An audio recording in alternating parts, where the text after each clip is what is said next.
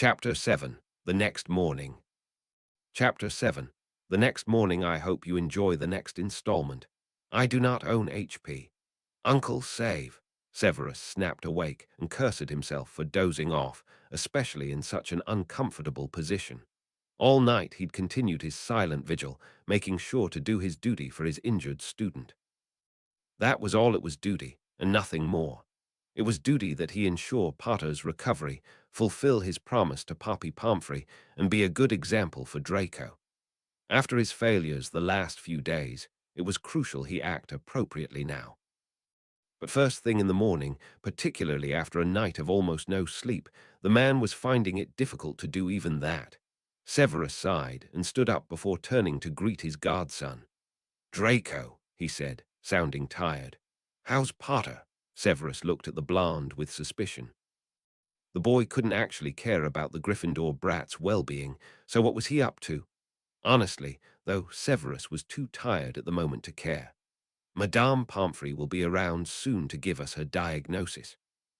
Presumably, he should be back to his usual annoying self soon, if not today. Draco nodded slowly. So it wasn't too serious, only it looked pretty bad yesterday. The brat will be fine, Severus snapped. He was developing a splitting headache now that was making him even more irritable than usual. An instant later, he regretted the display and took a deep breath, deciding he should give Draco a real answer. Potter had clearly been in pain through much of the night, as Severus had continued to spell pain potion into him at a higher frequency than expected, but he should be better by the morning. Not healed yet, but better. Realizing he should do his due diligence, Severus cast a quick diagnostic spell on Potter. The boy seemed to still have some damage in his throat, though it wasn't nearly as severe as it had appeared on Poppy's scans the night before. Other than that, the boy had some general ailments and weakness that spoke to his need for nutritive potions. "He seems to be recovering fine, Draco," Severus said, with more patience in his voice this time. "Do you want me to watch him for a moment?" The professor shot him with another suspicious look. "I won't try anything, Severus, I promise. You just really look like you need a short break." Given that it was Draco who had started all this nonsense in the first place with his prank, Severus knew it was foolish to trust the boy again so soon again with Potter, but he was truly in need of a moment to himself, so he just nodded, taking his godson up on his offer. "I will return before he requires his next dose of medicine," and left the room. He wouldn't be far in any case. In fact, the potions master's private suite was just a few doors down the hall. After passing through his bedroom to the ensuite bathroom, Severus looked at himself in the mirror. Draco was right that he looked like he needed a break. In fact, he looked like shite. His eyes were framed by dark spots, evidence of lack of sleep, and his face was even more pale and gaunt than usual, his hair even lankier and, yes, greasy, he thought with a sneer. Severus Snape had never put much stock in his appearance, proud that he valued intellect over such superficial things as that. In fact, he scorned those who did seem to obsess over their appearance. He made an exception for the Malfoys, and had of course not seen Lily as superficial, but her beauty was natural and effortless. She had never seemed to value that over intellect as both Potter men so clearly did. Severus found that his feelings for the Potter boy had slipped pretty much right back to their previous state of strong dislike. Something he found gave him some relief. The day before, the shock of finding the boy so hurt had given him a momentary surge of pity for Potter and guilt that he had contributed to landing the boy in that condition. The influence of this guilt had been so strong that he'd actually apologized to the boy. While he didn't regret that, exactly, he certainly didn't feel he owed the boy much else. He would do his duty by the boy by making sure he was safe and sufficiently well cared for the duration of the summer. But beyond that, it wasn't Severus' problem. Potter was still a nuisance in Severus' mind, and the potions master would have greatly preferred they not have to share a space this summer. But he supposed his hatred for the boy felt somewhat tempered at the moment. The realization that he had been wrong about the boy's intentions on more than one occasion told him he needed to attempt a neutral approach when dealing with the boy. Once Potter was healed, Severus would inform the boy of the rules in the house, warn him not to venture where he was unwelcome, and they would begin the process of neutral coexistence. The size of Prince Manor meant that Potter didn't truly have to cramp Severus and Draco's style to a great extent. Severus would just ignore the boy, leave him to his devices, but make it clear what the consequences would be if he ever crossed the line. However, this time he would make sure Potter understood what the line actually was. Because admittedly, he thought with slight regret before he had been punishing Potter without walking him through the rules. Of course, some rules are just common sense, and Severus felt they shouldn't have to be spelled out. But then again, this was Potter he was talking about. Not the brightest candle by any measure. With a strategy for the summer somewhat formed in Severus' mind, he felt mildly satisfied and went ahead with his morning ablutions. He would request coffee from Tilly in a moment as well. HPSSDM Draco was a little surprised Uncle Save had so easily taken him up on his offer to watch Potter. If he had been scheming something, this would make it way too easy for him. It spoke volumes for how exhausted the man was. Luckily for Potter, Draco honestly didn't have anything nefarious in mind this morning. His motivations for relieving Severus of his watch were, first, that he did care for the man, and the potion's master did look like absolute hell. Second, Draco wanted the opportunity to be able to get more information about Potter, and one way to do that was to get a good look at the boy. Something he couldn't do with Potter awake, without the boy complaining loudly and obnoxiously. Draco smiled at the opportunity he'd been given and sat down in the squishy armchair to take a long, hard look at his rival. He started with the hair. Even now, when the boy lay prone, the hair was stubbornly poking out in all directions. Draco rolled his eyes. Without worrying about whether he was invading the boy's personal space, Draco reached out to try to tamp the hair down, but like a spring, it popped right back up as soon as his hand left it. What annoying hair! Just like Potter himself, Draco thought with a grin.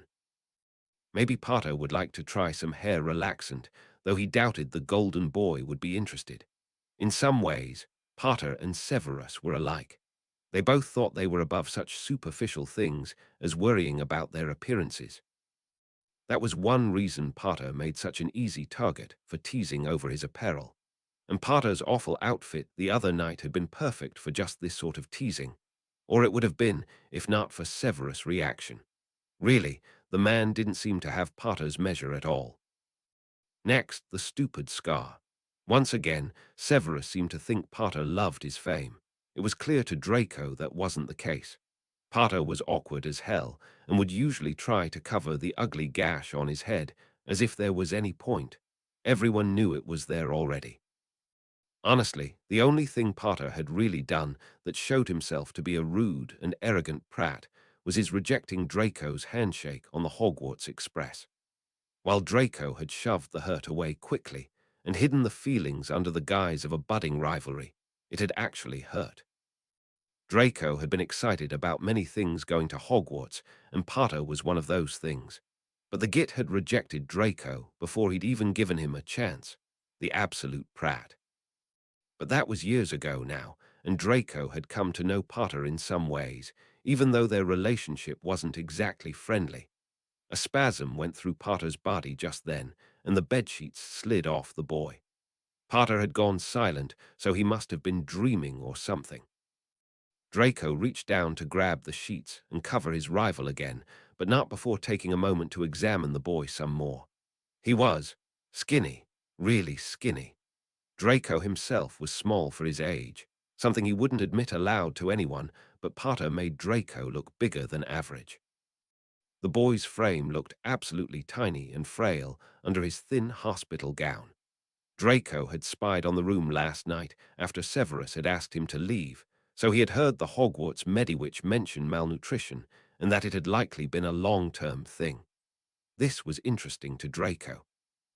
Extremely interesting. It was another piece in the puzzle, just like Potter's absolute lack of acceptable clothing, that was coming together bit by bit. Draco had to learn more. A shiver racked Potter's body then, and Draco realized he was still holding the boy's sheets. He hurriedly covered him, but then Potter's spasms began again and he started mumbling something. Draco leaned in closer so he could hear what Potter was saying. Sirius, Sirius, as in Sirius Black, his mother's cousin. The one who'd broken out of Azkaban after being imprisoned for betraying Potter's parents. Sirius. No, I'm sorry. Why would Potter be apologizing to the man? Draco wasn't aware of them having a positive relationship, but then again, there was still plenty he didn't know about Potter. Draco did vaguely remember his mother mentioning the man had been killed at the ministry, but any interest Draco may have had in that had immediately been shoved aside by news of his parents' own conditions. After all, it was at the ministry that very night, on a mission for the Dark Lord, that Draco's father had touched a cursed object, unknowingly cursing himself before passing it to Draco's mother as well. After that, nothing else had seemed worth Draco's notice. And while it wasn't like the Dark Lord had intentionally killed Draco's parents, it was on the Dark Lord's orders that his father had been exposed to danger, and the Dark Lord hadn't tried to help them at all once they were cursed, either. So Draco realized he blamed the Dark Lord in part for his parents' deaths, even if the man's role was indirect.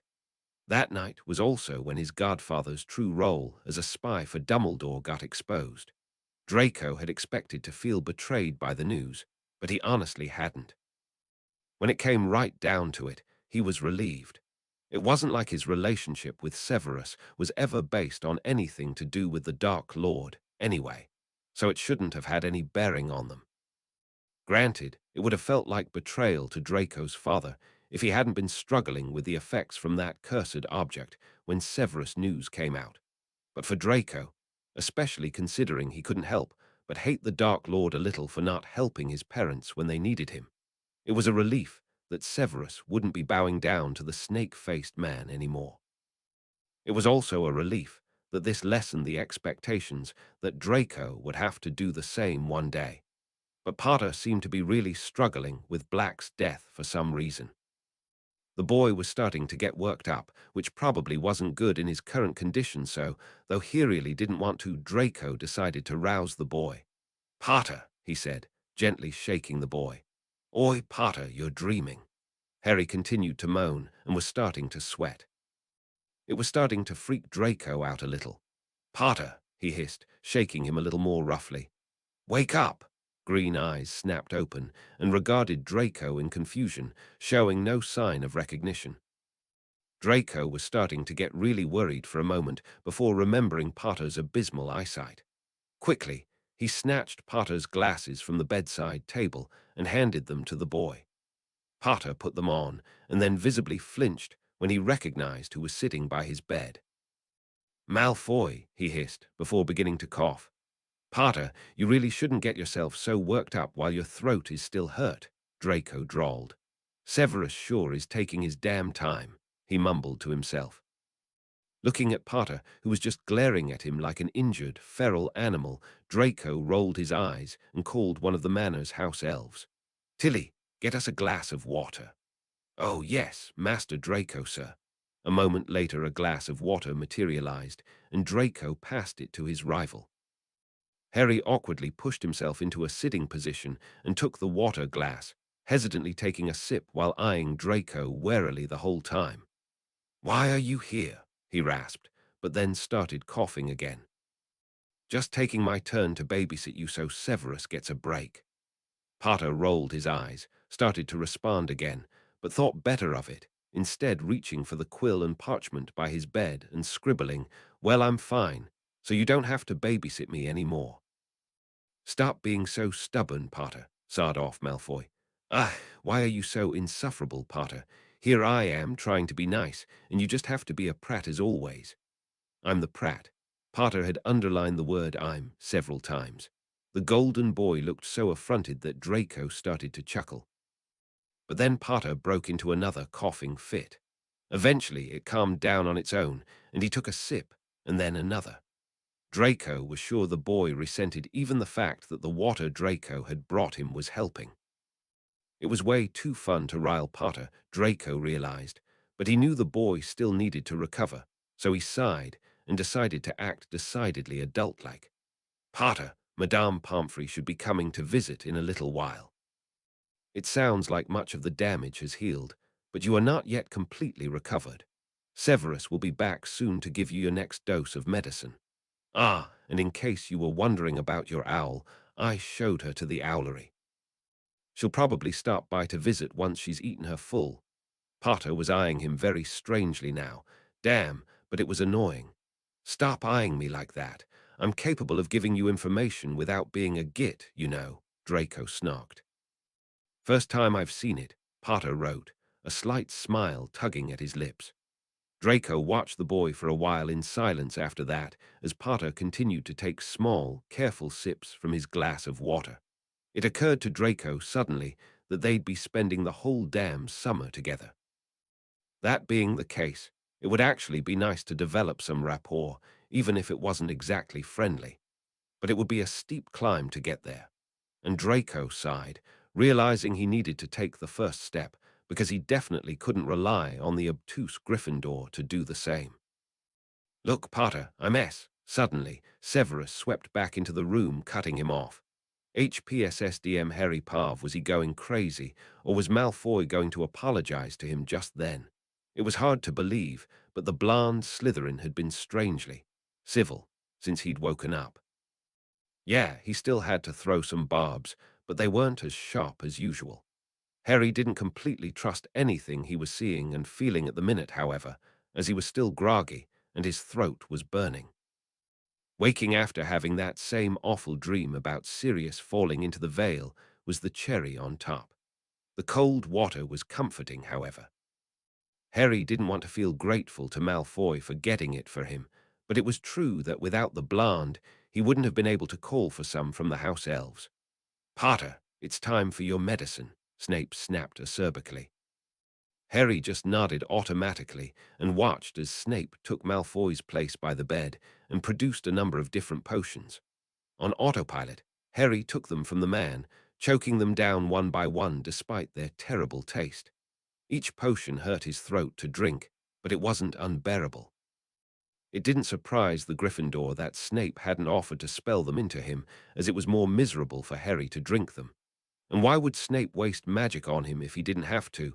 He had last night, though. Speaking of, Snape had been almost kind last night.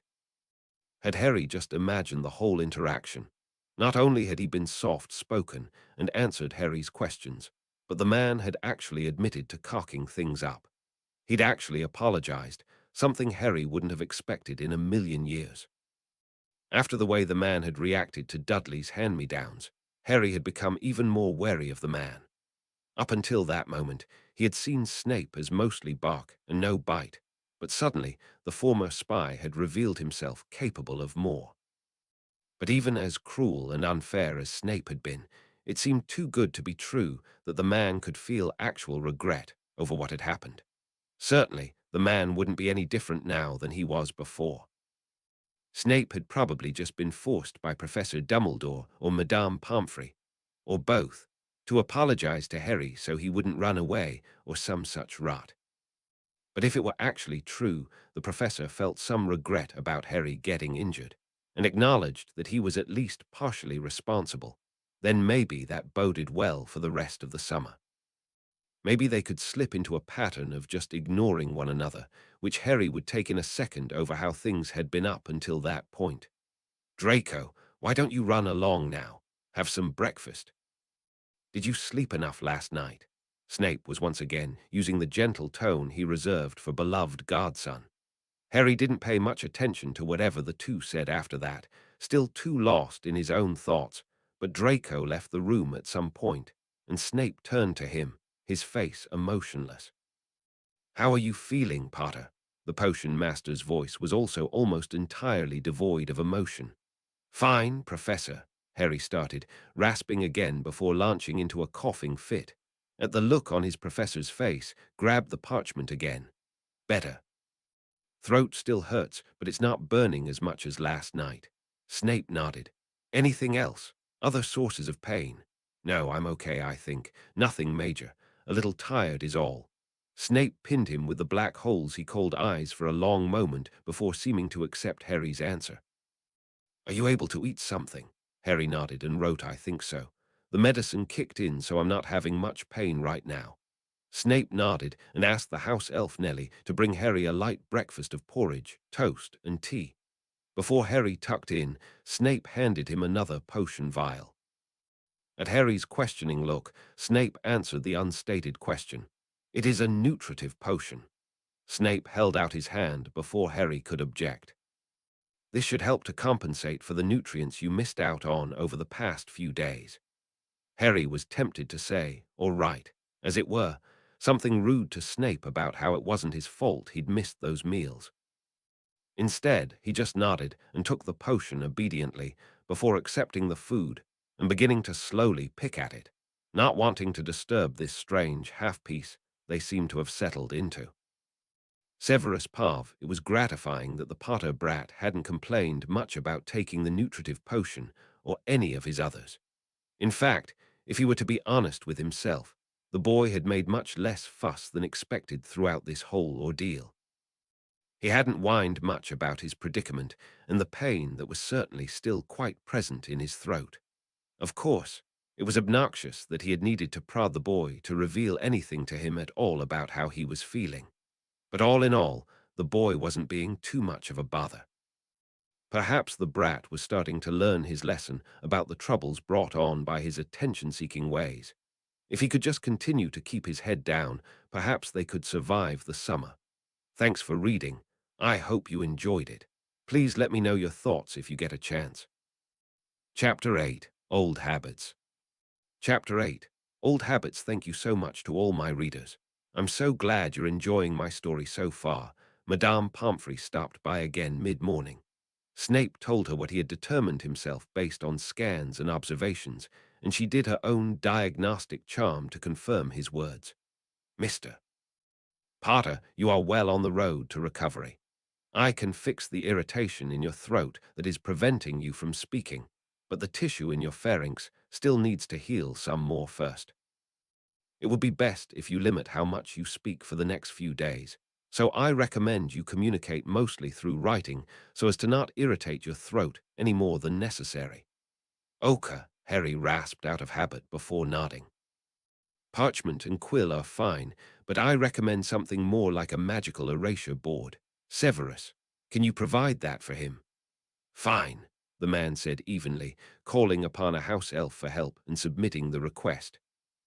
Other than that, there is nothing more helpful for recovery than rest, so I recommend you stay in bed as much as possible over the next 3 days. Make sure also that you have light but consistent meals supplemented by a nutritive potion. That I recommend continuing for the foreseeable future.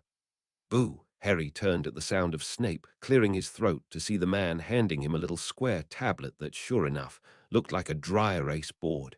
Harry nodded his thanks and tried it out. I feel okay, Madame Pomfrey. Isn't 3 days of bed rest a little excessive? Harry looked warily over at Professor Snape as he wrote the words and shared them with the Mediwitch. Was this going to make his work in the potions lab storeroom pile up, so it was even worse by the time he got out? He didn't imagine Snape would cancel the punishment just because Harry had gotten sick. No, Harry. I know you dislike the recovery process, but allowing your body to heal is critical. I absolutely require you to rest in this room all day today, tomorrow, and perhaps even the next day, depending on how you are doing. We will reevaluate your state at that point. If all goes well, by the end of the week, you should be able to mostly resume your normal activities. Harry looked like he was about to object, but then nodded morosely. You can, of course, get up to go to and from the bathroom on your own, and you may walk around your bedroom. It's important to stretch your legs, after all. You may also write letters to friends, read books, or play games, as long as they don't require you to expend much energy. Harry sighed. He wouldn't care that much, but what would Snape think about him living in his house, doing absolutely nothing but lazing around? Madame Pomfrey, I have some chores I need to do. I'll rest otherwise, I promise. Chores. cleaning the potion storeroom. Absolutely not. That is the opposite of what you should be doing and the environment where you became injured in the first place. Snape, for his part, felt a rush of anger at the boy yet again. What idiocy was the brat playing at? Why was he so eager to bring up the work he had been doing? Was it to call attention to how cruelly Severus had been treating him, make him look bad in front of the Mediwitch? It couldn't be an honest question, could it? With effort, Severus managed to restrain his first instinct to snarl at the boy. "Potter, for what reason do you bring this up?" he asked as calmly as he could. "Well, I figured just because I let myself get injured doesn't excuse me from the work I was doing. I don't want to just skip the chores if I should be doing them. I've done harder chores when feeling worse before, so I can do it." Another vein in Severus' temple started to throb. What was this damn boy on about? He was playing the perfect martyr. His questions certainly couldn't be sincere. Why was he asking this if not to make Severus look bad and himself look like a poor victim? Well, Severus had a surprise for Potter. He wasn't going to fall for the bait. "The chores are cancelled, Potter. You have done sufficient work in the storeroom as it is. Once your bed rest is over, I will go over with you the rules to abide by in this house. Until then, you will listen to Madame Pomfrey's orders." There, he'd been neutral and hadn't taken the boy's bait, at least on the surface. In truth, he was fuming. How insolent of Potter to dredge that back up. Yes, he had wronged the boy, but he had since apologized. If the brat still held a grudge, fine, but displaying it this way, by using it to score pity points with the Mediwitch, was the height of insolence in Severus' mind. And so very much what Potter S.R. would have done. Severus didn't care what Potter's response was. He didn't even look at the boy's board to see what he'd written. He did notice, however, the look of sympathy the Mediwitch had sent the boy. Severus nodded absently as Poppy said her goodbyes, responding automatically as she gave them some final directions and asked them to feel free to contact her whenever needed. Once she had flewed away, Severus turned to Potter. The boy's innocent, insolent expression just served to annoy Severus even more. "You certainly do enjoy playing the victim, don't you, Potter?" Wealthert wiped the foolish look off the insufferable brat's face. Severus noted with satisfaction. "Wah," Potter rasped before a coughing fit began again. At the moment, that did nothing but serve to increase Severus' ire and certainty that the boy was having him on. He felt he'd once again caught sight of the true measure of the boy and nothing else mattered. "Oh, come now, Potter. No need to exaggerate your symptoms," he sneered. "After all, the masses are always far too happy to fall at famous Harry Potter's feet and lick his boots for the most minuscule of misfortunes." The boy's face was turning red. It was clear he wanted to say something, but his current predicament didn't allow for that. "What's wrong, Potter? You should be pleased. After all, your play to win over the Mediwitch and make your evil potions professor look even worse was so very successful. That he was able to continue his diatribe uninterrupted was a wonderful feeling," Severus observed. He literally had a captive audience, and there wasn't anything Potter could do about it. The thought just pushed the potion's master on more. "Admit it, Potter. Admit that I am right about your motivations." The boy was shaking his head, tears in his eyes now. He made a truly pitiful sight. "Oh, no." "What then? Don't tell me you were being sincere." Severus met the green eyes that he had once loved, but now regarded with loathing. He expected to see anger at having been caught at his own game. Instead, he saw anguish. And somehow that was enough to put a stopper to whatever had come over the man. The boy rasped. "You're wrong." It clearly was with much effort that the boy was able to get out these words, because he then collapsed in yet another coughing fit, this one the most violent yet. Now that the haze of blind rage was starting to leave him, the guilt began to creep back. He had not truly been sincere himself in accusing the boy of exaggerating his symptoms, as he knew from his own scans the severity of the boy's condition. Madame Pomfrey had also given her assessment, and Severus had never known her to exaggerate ailments. Unfortunately, it appeared that his outburst, in pushing the boy to respond aloud, had aggravated his condition. Poppy would have his head. Potter looked pitiful, on the verge of tears, clearly only just winning the battle against them. His fists were clenched, and he was stubbornly looking anywhere but at Severus as he worked to suppress the coughs. Severus sighed. "Potter," he started, noticing with chagrin the way Potter flinched. The boy was on edge now, wary like a wild animal. Either Potter was a much better actor than Severus gave him credit for, or he had once again been cruel to the boy without justification. To Potter's side was the erasure board. On it were the words, "That sounds good, Professor. Thank you." So that was how Potter had responded to Severus' statement that he needn't do chores, and that he would be given a rundown of the rules once he was better. Potter had given in so quickly. Perhaps he had indeed been asking the question sincerely. If that was the case, Severus had blown up at the boy for nothing. In any case, he had done exactly what he had only just promised himself he would not do, judge the boy's actions based on Severus' own assumptions of his motivations. And to think they had been making some small strides toward establishing a civil relationship, and Potter was on his way to recovery. Thanks to Severus' sensitivity, too, and hatred of anything that reminded him of Potter's father, he'd set them back a good deal. Would the boy be able to forgive him? "I apologize for my outburst, Potter. It was untoward." Potter shrugged, something Severus hated, but he supposed he should count his blessings he'd received even as much of a reaction as that. Aware that the boy certainly wouldn't desire his prolonged presence at the moment, he made to exit the room. "I will leave you to your own devices now." Potter was silent, not meeting Severus' eyes. The boy likely wouldn't respond to him. After a quick survey of the room, Severus realized something was missing. "Where's your trunk, boy?" Potter flinched, and Snape regretted the use of words as well as the tone. Potter's green eyes, this time angry, turned to face him. He started to open his mouth, but clearly thought better of it. "In the room where I've been staying, so should I go get it?" What was the stupid fool saying now? He was clearly too sick to drag himself up and down the flights of steps, even if he levitated the trunk itself. Deciding he'd snapped at the boy enough already, Severus just shook his head, sighing. "No, I will retrieve it. Wait here, Potter."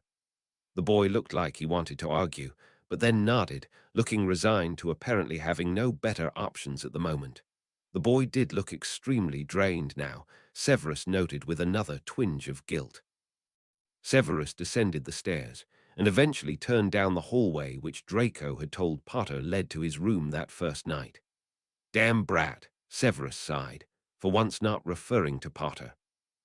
He entered the room and despite himself was stunned, once again, by what a thorough cleaning job Potter had done. It was truly pristine. Where had the brat learned to clean like this?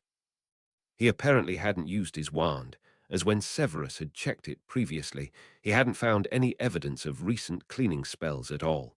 So he'd done it the Muggle way. Perhaps those Muggles Potter lived with had given him chores after all. Well, all for the better. Children needed work and rules and structure, especially wild children like Potter. Those relatives sure had done a poor job with the boy in many ways, though in Severus' estimation. But perhaps it was that Potter genes ran too strong for any methods to truly tame the boy. Severus identified Potter's trunk, but first cast Revelio to determine if he had left any belongings lying around the room or in drawers. Apparently not, as his wand found nothing other than the owl cage and Potter's broom.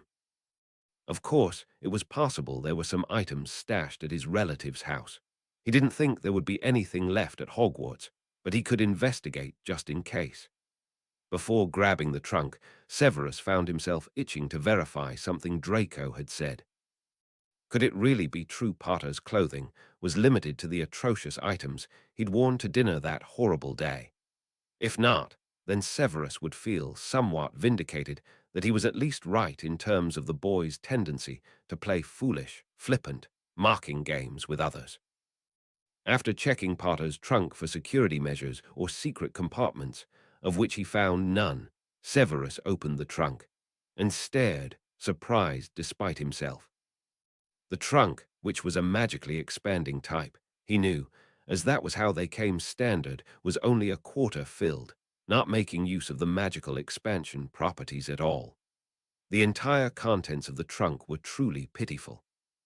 Textbooks, what looked to be a photo album, a few odds and ends that were likely gifts from the Weasleys, a little wooden flute, again, presumably a present, a familiar sweater, robes, and a pitiful pile of what may have once been clothing in various shades of lumpy grey.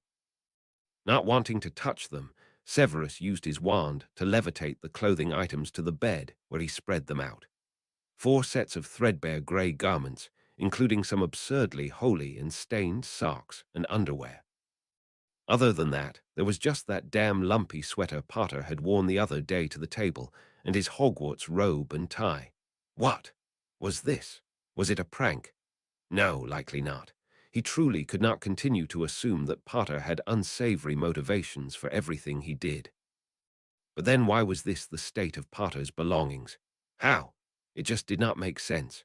This pitiful collection would have made even 11-year-old Severus, with the unimpressive collection of garments he had owned when he went to Hogwarts, look like a prince and Potter a pauper. Severus also noted that the particular garment the boy had chosen to wear the other day was the best of the lot. If Potter truly had been trying to make a point that day, why hadn't he just gone all the way and worn the worst and rattiest of the bunch? The obvious answer was that Potter obviously hadn't been trying to make a point at all. Severus didn't want to consider what this could all mean, because it could mean something very serious indeed, something he didn't want to even consider. And it made him feel even worse for exploding at the boy a moment before. This was a data point, and that's how he would think of it. Just like the malnutrition, a voice piped up in his head. Again, just data points. He would gather more data, and not jump to a conclusion until he had a clear picture based on sufficient evidence. Uncomfortably aware he had invaded Potter's privacy in the extreme, he quickly packed everything back the way it was, closed and locked the trunk before levitating that, the boy's broom and the owl's cage, from the depressing room. HPSSDM Severus returned to the room upstairs. Its opulence made the room downstairs seem even more depressing in contrast. Severus wondered again at the fact that Potter hadn't complained about his previous lodgings. "I have brought your belongings," the professor stated simply. Potter jumped at his words. Apparently, the unobservant brat hadn't noticed his entrance. "I will return in time for your next dose of medicine, Potter." The boy still wasn't meeting his eyes, but Severus could see him nod slightly. Message apparently delivered, Severus turned to leave, but then paused, thinking perhaps a positive gesture would not be untoward at this juncture. But first, Severus snapped his fingers and 2 items materialized. One was a bell and the other a stone. He set them on Potter's bedside table, and the boy-eyed regarded them questioningly. "The bell works to call the head elf, Tilly. Just write your request on your board, and that should suffice, as she is literate." The stone, he paused, but then sighed before continuing. "Squeeze it and say my name in your head, and I will know you need me." He looked at Potter with a hard expression. "Don't," he warned, "treat these like toys. While I will come if you need me, don't think I will be pleased if I feel you are abusing them for your own enjoyment." Potter shook his head hurriedly. The boy seemed to hesitate, but then grabbed his board and wrote, "I won't, Professor." After a long pause, he added, "Thank you." Severus nodded curtly and swept from the room. HPSSDM Severus retreated to his lab, once again need of the solace it provided to help him process the day's events thus far. On his way down, he passed Draco. He was glad to see the Malfoy heir. At least with this boy, he had a relatively healthy and positive relationship. Or so he thought. The boy seemed preoccupied and didn't appear interested in talking, only humoring him with 1 or 2-word responses. Deciding not to concern himself overmuch with this at the moment, as the boy was prone to sulking, Severus continued on and spent a few productive hours in his potions lab, refilling orders for Poppy. He also made a few more batches of Potter's nutritive potion. Clearly, he considered as he stirred his final batch, He had failed to internalize his resolution to treat Potter with some neutrality. He resolved to do better, to reserve judgment, and keep his temper under control. He would make use of his occlumency shields if he must. After giving Potter his next dose of medicine, with minimal communication passing between the two, Severus descended to the dining room for what it seemed would be his first normal meal in a while. Draco was already there when he arrived. Severus was glad to see. But whatever was bothering the boy, he hadn't seemed to have snapped out of it yet. Severus sighed. He needed to get to the bottom of this sooner rather than later. Draco, Severus said pointedly. Yeah, Uncle Save. I am sorry for all the commotion these past few days. I promise that things will be back to normal soon. Draco didn't respond for a long moment. When he did answer, he seemed tense. And what exactly is normal, Severus? We never establish Ednormalher as far as I'm concerned. Severus closed his eyes and asked Merlin to give him patience. I can see you're upset. Well, yeah, frustrated more like. About? What do you mean about? About everything. Draco had suddenly exploded. Things had been building in his chest, and he finally had reached his limits. First, everything with my parents happened, and I really miss them, you know. But at least I got to come live with you rather than getting stuck with Merlin knows who. And then stupid Potter gets shoved off on us, he ranted. Yes, I know. I tried to argue with Professor Dumbledore, but the old coot can be extremely stubborn. I know that, Draco breathed. And then I played that prank on Potter, and yes, it was stupid and maybe a little mean, but it's not my fault the prat just took my word for it without question or saying anything. What's up with his being so self-destructive? Draco, Potter does love to play the victim card. He was probably just biding his time. Despite the small twinge of guilt, he felt at letting these words pass his lips despite all that had just passed. Old habits prevailed when his focus was on comforting his godson. And then, Draco continued, we gave him hell for a few days, and honestly, I didn't care. I'm sure he thought it sucked, but I wasn't that bothered because it's not like I like the guy. But then he wore those clothes, and you were so sure you knew why he did, and you grabbed Potter and shoved him against the wall and were just so. So Draco met Severus' eyes. You, yourself, Save. I didn't like the person you were in that moment, he admitted softly. Severus felt as if Draco's words had pierced him in the heart. He was also horrified to hear that Draco had seen everything. But of course he had. It was just like Draco to be curious and eavesdrop or spy on what he was told he wasn't to be privy to. But apparently he'd made even more of a mess of things than he'd realized. He'd scared his godson with his outburst, potentially damaging their relationship. He had to make amends.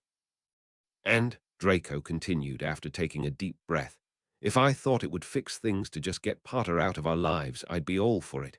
But I don't think that's a real answer. I think you have blinders on, Severus, that make you see Potter a certain way. I think your intellect goes down the drain when you're looking at him, like you're back in school and just seeing your old rival when Harry Potter is a different human being. And Draco stopped, hesitantly looking at Severus to see the man looked pretty angry. And I probably shouldn't be saying this. I don't even know why I'm saying all this. Maybe I'm trying to push you right now to see if you'll ever treat me the way you treated him. With that final outburst, Draco took off at a run. Stunned and honestly quite furious at some of what the boy had accused him of, but realizing at the same time he couldn't let the conversation end like that, Severus took chase. Draco had run out through the front door and was making his way towards the forest of live oaks that bordered the manor opposite the marsh. Draco! Draco! Severus yelled after the boy. As he ran, it didn't occur to him that he could, of course, always locate the boy's magical signature and apparate to him. In the moment, he just felt that if he lost sight of Draco now, he might lose the boy for good. He couldn't have that. He wouldn't allow it. Eventually, Draco stopped in a beautiful spot where the trees opened up to the marshland. A large heron was quietly searching for food in the water in front of them. The peaceful nature of the spot didn't reflect the nature of the conversation they adjusted even a little bit. but it was as good a place as any to have a private conversation. It was also the same place Draco had used to run off to when he was little, and they'd had a fight. Draco, the boy, was turned away from him, but it was clear from the way his shoulders were shaking that he was crying. The realization made the man's anger melt away to be replaced with regret. "I'm sorry, child," Draco sniffed. Severus sighed. "You witnessed a shameful moment of weakness. Even if I had been right about Potter's motivations, which I must admit I was not, I should never have lifted a hand to a child in anger. That's what my father," he spat the word, "just loved to do." His voice was thick with sarcasm and self-hatred. "And what I swore," he continued passionately, "I would never do." The blonde was silent, but he had stopped shaking. It was clear he was listening intently. "Draco," Severus tried again, this time grasping the boy's shoulder and gently turning him so he could look him in the eye. "I would never ever treat you that way. You realize that, right?" "Yes, Severus, I know that. And I don't know why really, because it's just Potter, but I don't like that you can be that way at all, no matter who it is." "I don't either," Severus whispered. "I've always maintained tight control of that part of myself, but I was aware it existed," he admitted. "I have decided that I will change the way I interact with Potter." As he said the words aloud, he realized he truly meant it this time. "I will try to approach him neutrally when the other option is anger. Other than that, I will try to learn more about the boy. If I know him better, I should have an easier time separating him from his blasted father." Draco nodded again, listening to the man. "You were right when you said I have blinders on when it comes to all things Potter," he spat. "And to a certain extent, I am not willing to change that. I will hate James Potter," he sneered, "until the day I die. I don't think I will ever like his son. However," he said pointedly, "we are stuck with the boy this summer. The least I can do is learn to see him as just another boy. If then we are able to have a peaceful and civil holiday, all the better for you and me, am I right?" Draco smiled at his godfather. "Yeah, Uncle Severus. I think you and I are on the same page now." "Good." Severus reached out and did something he hadn't tried since Draco was little and ruffled the boy's hair. The blonde looked so affronted, it actually made the man chuckle. "I like when you laugh, Severus," Draco said. "You do it so rarely." "Oh," Severus lifted a single eyebrow questioningly. "Other than when you're humiliating the Gryffindors, which is fun, of course, but this is different. Maybe I'll make it my goal this summer to make you laugh more often." "And what is the difference between these categories of laughs, pray tell?" Draco considered it for a moment. "This one's a happy laugh," he finally said simply. "I know, I've written Severus to be so obnoxiously slow to get with the program. But things will be turning around. Let me know your thoughts, and thanks for reading." Chapter 9. Loneliness. Chapter 9. Loneliness. I do not own HP. Enjoy. Harry was flying. It was an absolutely gorgeous day, perfect temperature, warm sun seeming to cradle him, the feeling of a gentle breeze on his face as he glided along. Below him was a meadow filled with new yellow flowers, and in the distance, a lake that was the most beautiful teal color. He didn't know where he was going, but it didn't matter. He just knew he had to keep flying forward. If only he could get there, to his destination, he'd be welcomed with open arms. He continued on, but the scenery never changed. Harry was getting impatient, and it didn't feel as warm anymore. When would he make it so he could finally relax and get out of this cold? He started to accelerate to make it there faster. Someone was waiting for him, he just knew it. The breeze turned to a powerful wind beating against his face. A few seconds later, the rain began. But he couldn't give up, he had to just get through this.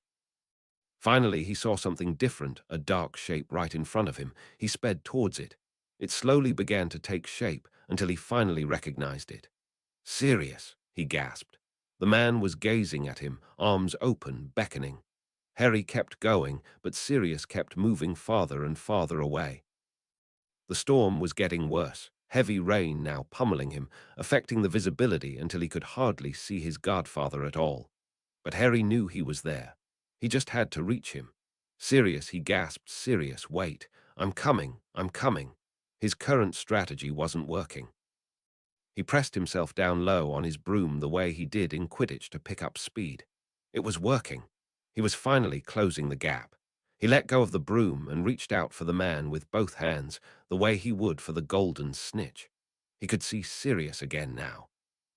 But the man was no longer smiling. He was scowling, and his hair was different, lankier maybe. How could you hope to save me, Potter? You're useless and arrogant. Sirius, no. What did you just call me? Harry woke up, sweating, heart pounding. Standing above his bed was Severus Snape, boring into him with those dark, soulless holes he called eyes. Harry turned away from the man. Snape was the absolute last person he needed here after such a dream. It's time for your next dose of medicine, Potter. Harry nodded, his heart still beating roughly. He tried to calm his breathing, as the harsh breaths only served to irritate his throat again. Harry took his medicines without complaint and waited for the professor to leave him in peace. But he looked up to see the man still regarding him as if he were an odd potion's ingredient. I suppose you still have nightmares regularly, Potter. Harry really didn't want to have this conversation with the man. He scowled, shrugging. As little as I approve of encouraging dependency on a potion such as this, I will concede that restful sleep is required for a successful recovery. Therefore, I will include a vial of dreamless sleep with your nightly dose of medicine until you are sufficiently healed. With that statement, the man left the room. Harry didn't know what to think about Snape these days. At school, he had eventually accepted the man as cruel, but not actually dangerous. Someone who was on their side despite seeming to be the opposite. Since coming to this house, however, he had experienced more dimensions of the cruel man. He'd spent a few miserable days suffering due to the power that Snape and that Prat Malfoy had over him. Then Snape had gone too far, even for him it seemed. After that, though, the man had surprised Harry by actually apologizing for his behavior. Foolish as he was, Harry had been ready to give the man another chance. But it was clear now that he'd been an idiot to think he could trust the man, because look how easily he'd become enraged at Harry all over again. There seemed to be so many live wires around when it concerned Harry and Snape that the only thing Harry could do was to try to interact as little with Snape as possible. At least Snape didn't seem to fancy spending much time around him, so perhaps this wouldn't be difficult. After his most recent outburst, the man had once again reverted to his more cooled-off mode. This version of Snape seemed to make some effort to treat Harry somewhat civilly. But Harry realized now that Snape acting a little civil here, and that didn't mean their relationship had changed in any real way. Harry had made the mistake of letting his guard down already, and had learned his lesson. He wouldn't be letting his guard down again any time soon. Harry looked around the room he was lying in. It was honestly the most beautiful bedroom he'd ever seen, and this was where he was supposed to stay this summer. If it weren't for the circumstances of his being here and the company he was forced to keep, he would feel it was too good to be true.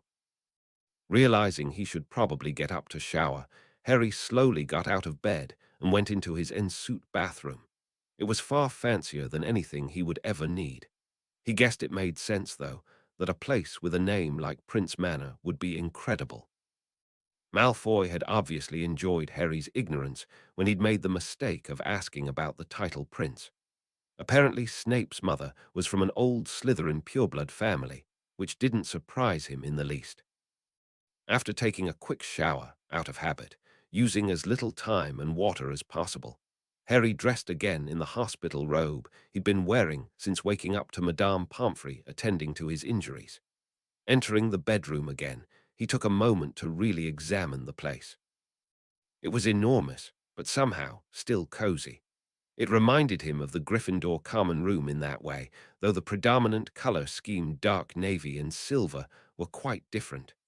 In one section of the room was the large four-poster and a bedside table beside it. There was also a wardrobe, desk of drawers, and a large desk in the same rich mahogany as the other pieces of furniture. Sitting on the desk was spare parchment, quills, and ink. There was also a fireplace. It was clearly hooked up to the Flu network, as Madame Pomfrey had used it the day before, but Harry wasn't sure what the rules would be regarding his own use of it. Could he use it to communicate with his friends, for instance? Because that would be a new experience for him, for sure, and a potential silver lining to being here, though he wasn't going to hold his breath. It was Snape setting the rules, after all. In another corner of the room were two large bookcases, though they were currently empty. There was a comfy-looking armchair nestled between them. Harry had never been much of a reader, but he could imagine if he were that this would be a perfect reading nook. As it was, perhaps he could curl up there to read letters, look at his photo album, or page through one of the few books he owned. His not being much of a reader wasn't exactly by choice. After all, there had been a time as a kid when he would sneak away to the library to read fairy tales, but these trips would always end in his running from Dudley and his gang.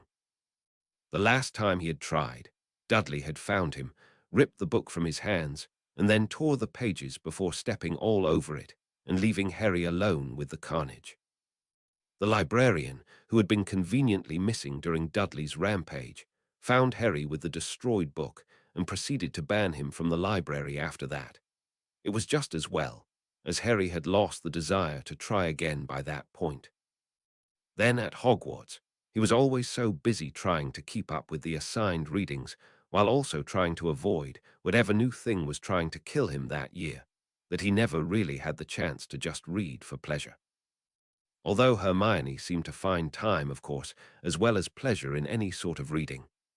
In any case, the only books he found himself interested in nowadays were books on Quidditch, or more recently, Defense Against the Dark Arts.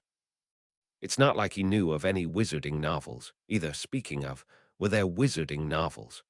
Lockhart had written some, so presumably there was a market for it. Harry continued his examination of the room. What he liked most about it, he was sure, was the large bay window, complete with a navy blue cushioned window seat. He approached the window and looked out. From here, he had a perfect view of the marshes, and beyond, he could see larger waterways opening up to the ocean. Where exactly was Prince Manor located, he wondered suddenly. Maybe he could ask Tilly. She'd be happy to answer his questions.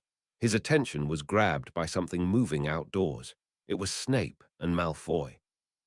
Harry almost pulled back, but realized the two likely couldn't see him from where they were. They were carrying brooms.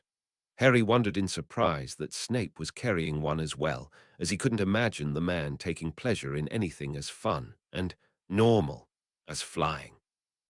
Then again, if it was for his precious godson, Harry supposed he wouldn't be surprised by the man doing something else that wasn't traditionally Snapish.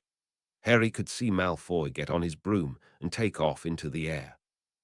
The Blonde was clearly having a great time, making a few quick circles and then a loop, holding on with just his legs at the end there. The boy did like to show off, Harry noted, rolling his eyes. Admittedly, though, he wasn't a bad flyer. If the boy weren't such a cheater, Harry would probably enjoy playing Quidditch with him. Harry couldn't hear what Snape was saying, but from his posture and the way Malfoy immediately flew lower, Harry assumed Snape had chastised the boy.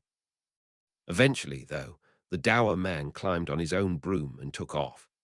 After a moment of sailing gently through the air, Snape surprised Harry by doing some minor tricks of his own, before then starting to race Malfoy up and down the length of the manor yard. The two looked more relaxed than Harry thought was possible for them. They looked almost happy. Harry realized that watching them was starting to hurt, and he returned to his bed. He wasn't sure why it bothered him to see them like that. Perhaps it was because it showed, once again, that Snape and Malfoy, while so hateful to Harry, were not incapable of anything else. The other part of it was that Malfoy still had someone he could depend on, someone who would protect him, defend him.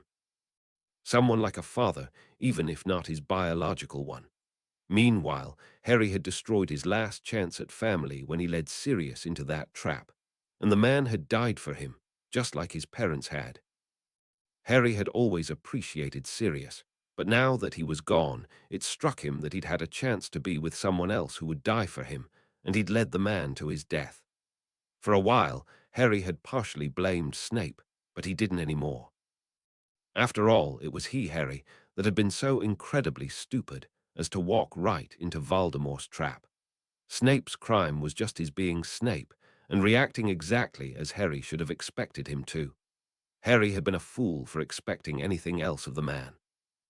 But now that Sirius was gone, he had to get used to the idea that he would never have anyone there just for him. Ron and Hermione had their parents. Even Neville had his grandmother, though she seemed to be a bit of a difficult lady. And Malfoy had Snape. Harry had had Sirius. But he had gotten him killed. He had hoped for a time that perhaps Remus could be there for him, but the man hadn't contacted him of his own volition once since they'd met. Perhaps he'd been happy enough to let Sirius fill that role for a while, but now Sirius was gone, and he hadn't contacted Harry even once. And Harry had asked Dumbledore if Remus in particular would be able to contact him while he was at Snape's house, and the man had assured him he would. Maybe the man was angry with him for his role in getting Sirius killed. Whatever the case may be, Harry knew he couldn't depend on Remus in this way. They could be, and would be friends, of course, but Remus had too much on his plate to worry about taking Harry and his troubles on as well. Harry didn't fault him for it. It was just the way it was. It's just that Harry realized he wanted some of what Malfoy had. Not Snape, of course. Never Snape, but someone. Someone to really be there for them. Now thoroughly depressed, Harry curled up in bed and stared at the ceiling, counting the seconds as they went by. Eventually, he began to get sleepy. Not once did it cross Harry's mind, as he drifted off, that Snape's offer for dreamless sleep hadn't been extended to naps during the day. HPSSDM Draco was in good spirits as he wandered back in. Severus hadn't been overly eager to fly with him at first, but Draco had managed to pressure the man into changing his mind. He didn't feel bad, because it was good for Severus to get out of the dock once in a while. And anyway, he'd clearly had fun himself. He'd even smiled a little and had looked relaxed while they were racing, so Draco counted it as a success. He stashed his broom and wondered what he should do next. I could spy on Potter, he realized. The boy's room was right next to his, so Draco figured a little peek couldn't hurt. As he approached Potter's bedroom, he could hear mumbling.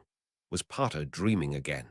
Draco hesitated, unsure now if he really wanted to deal with a Potter in the midst of yet another disturbing dream. Peeking through the doorway confirmed, as Potter was again thrashing about, mumbling incoherently.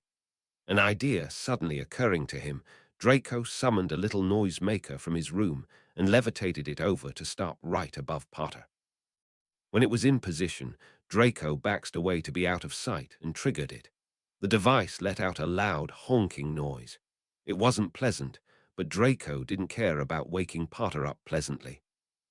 He immediately vanished the object back to where it came from and himself escaped to his room for a few minutes, returning with a vial in hand. Potter was sitting up by the time he got back. "Ah, Potter, you're awake," Draco said with feigned surprise. Potter's head spun around quickly and he stuck Draco with a knowing glare. "It looked like you were having a nightmare, so I went to grab some dreamless sleep. I can see you no longer need it, so I'll get rid of this," Draco said innocently before snapping his fingers and vanishing the vial.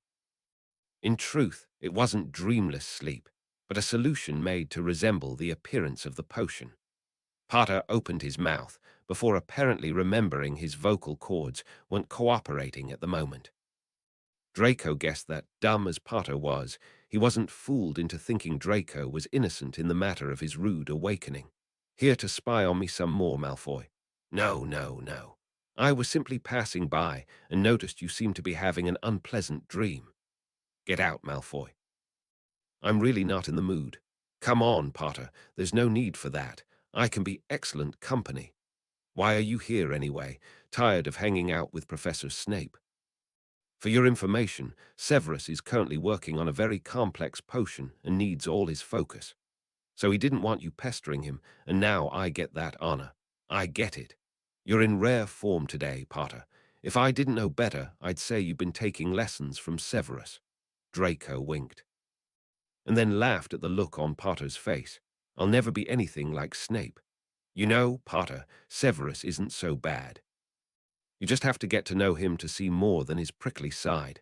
Oh, come to think of it, his prickly side never completely goes away. That may be true for you, but not for me, Malfoy. Snape and I will never get on. Draco was pleased that Potter at least hadn't kicked him out yet, or at least his efforts to do so thus far were pitiful. The Malfoy heir was finding this exchange somewhat enjoyable, really. Not much of a reader, are you? He gestured at the empty bookcase. I just got put in this room, as you should bloody well know. I haven't exactly had time to unpack. Ignoring the quip completely, Draco asked, "What's your favorite book, then?" Potter looked almost impressed by how unflappable Draco was, the Slytherin noted with satisfaction. "I guess I like reading Quidditch Through the Ages and Advanced Defensive Tactics. Not the worst choices as far as topics are concerned. Quidditch and defense are pretty interesting, I suppose. Of course, to understand defense at a high level, you really have to know something of the dark arts as well. Malfoy, I am not learning anything about the dark arts." Potter looked so angry at Draco's last comment, the blonde was almost impressed. It really was fun to press Potter's buttons. But seriously, who went and shoved a stick up Potter's arse? He was so uptight about the dark arts, it was insane. Fine, fine, I'm just making a harmless comment. Don't get your pants in a knot over it. Can you leave me alone now, Malfoy? Just tell me this, then. I was wondering, who is Sirius Black to you? None of your bloody business. Leave me alone, Malfoy. It's not exactly none of my business, Potter. The man was my mother's first cousin, you know. Okay, well, his family treated him like crap. They disowned him. So being part of that family doesn't give you any right to ask about him in my eyes. How much do you really know about it? Draco challenged. My mother and he apparently got along really well as kids.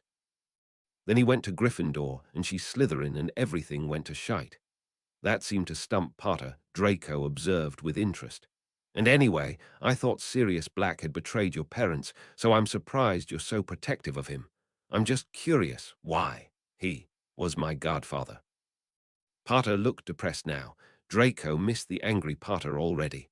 Oh, and he wasn't a traitor, he was framed. But it wasn't really him that betrayed my parents.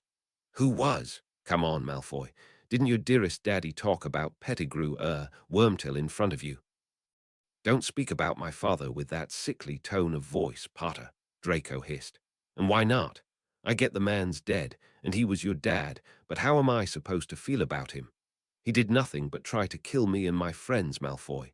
Draco was no longer enjoying the conversation. He considered ending it there. But then Potter wrote something else on that damn board of his. Malfoy, we both already know we are on different sides of the war. It's probably something we should come to terms with sooner rather than later. Well, no dare, Potter. What do you mean? I'm never going to be a Death Eater. Potter was now staring at him in the most gormless way imaginable. You're not? No. It was actually the first time Draco had said it in such absolute terms, but it was true.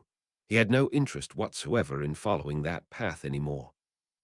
Potter was silent for a while, but then he wrote again and Draco almost laughed because suddenly the tone was much more polite than it had seemed before.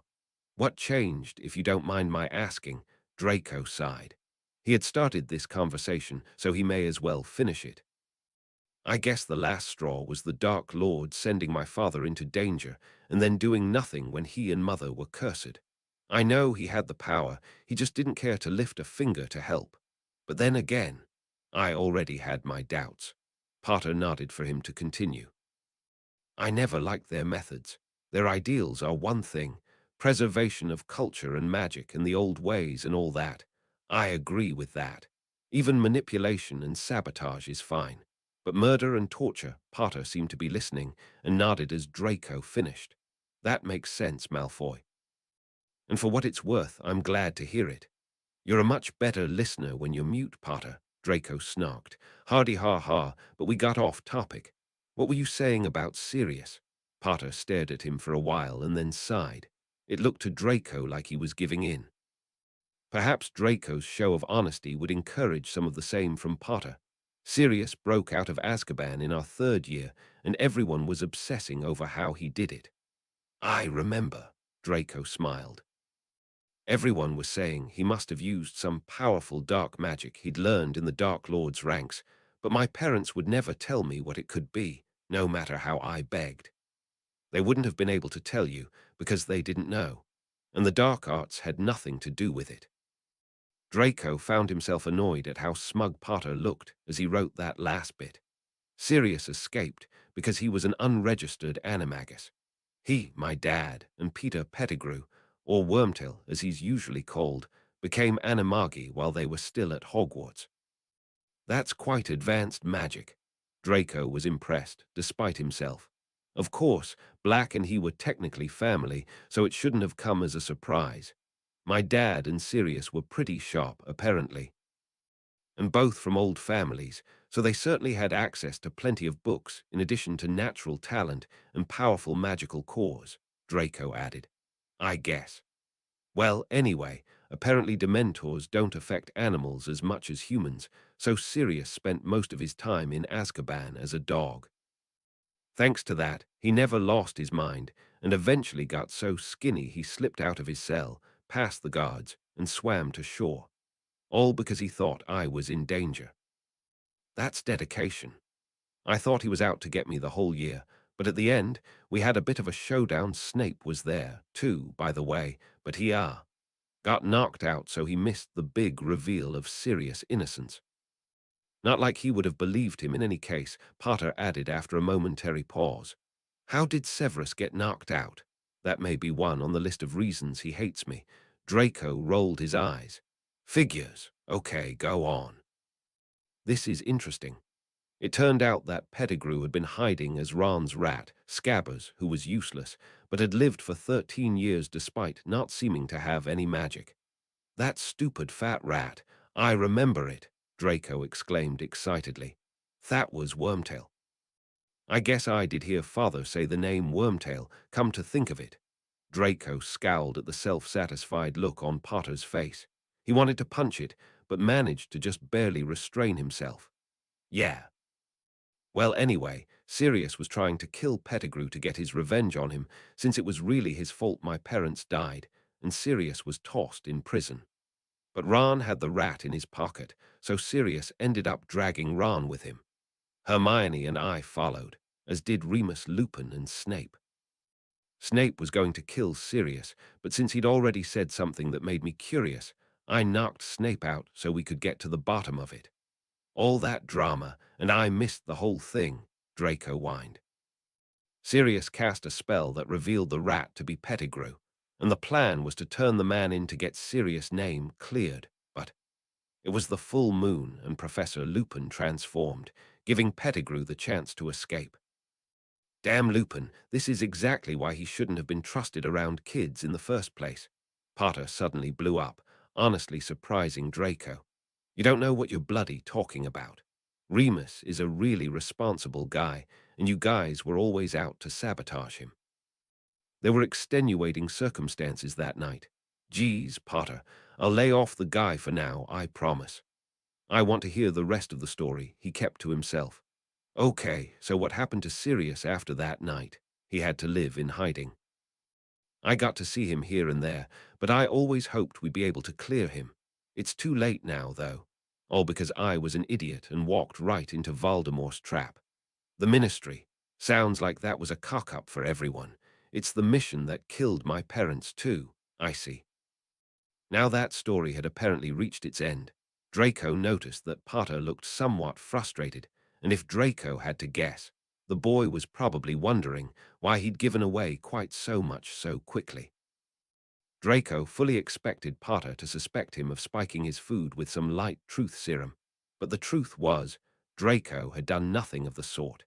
He'd be lying if he said it hadn't occurred to him as an option, but he'd gone with good old-fashioned social skills and light manipulation. By providing Potter with what seemed like extremely private information, though in truth, Draco told him nothing he wasn't ready to go public with, especially to Potter's group of goody-goody light wizards. An honest-to-the-core person like Potter, especially one who clearly needed someone to talk to, would have a hard time not reciprocating. He decided to seal the deal with a little sugar. It's unfortunate what happened to Sirius, Potter. I know my mother didn't agree with his politics, but like I said, it sounded like they may have had a good relationship at one point. Too bad things couldn't have been different. Potter stared at him blankly before slowly nodding. Agreed. All right, it's been fun, Potter, but I'm going to have to excuse myself. Go ahead. It's not like I invited you in the first place. Despite the obviously sarcastic tone of the note, Draco could see Potter didn't look that annoyed. Not really. He looked more bemused. Draco took this as an open invitation to visit the boy when he was bored again in the future. How did you like it? Let me know, and thanks for reading. Chapter 10. A Tour of Prince Manor. Chapter 10. A Tour of Prince Manor. Here's the next one. When Harry woke the next morning, he felt noticeably better. The clawing pain in his throat had mostly gone away, and he felt well rested, thanks in part, he had to admit, to the dreamless sleep potions Snape had given him. It was the first night since Sirius's death he hadn't dreamed about the man. After a quick shower, Harry dressed and had only just returned to bed when Madame Pomfrey flew into the room.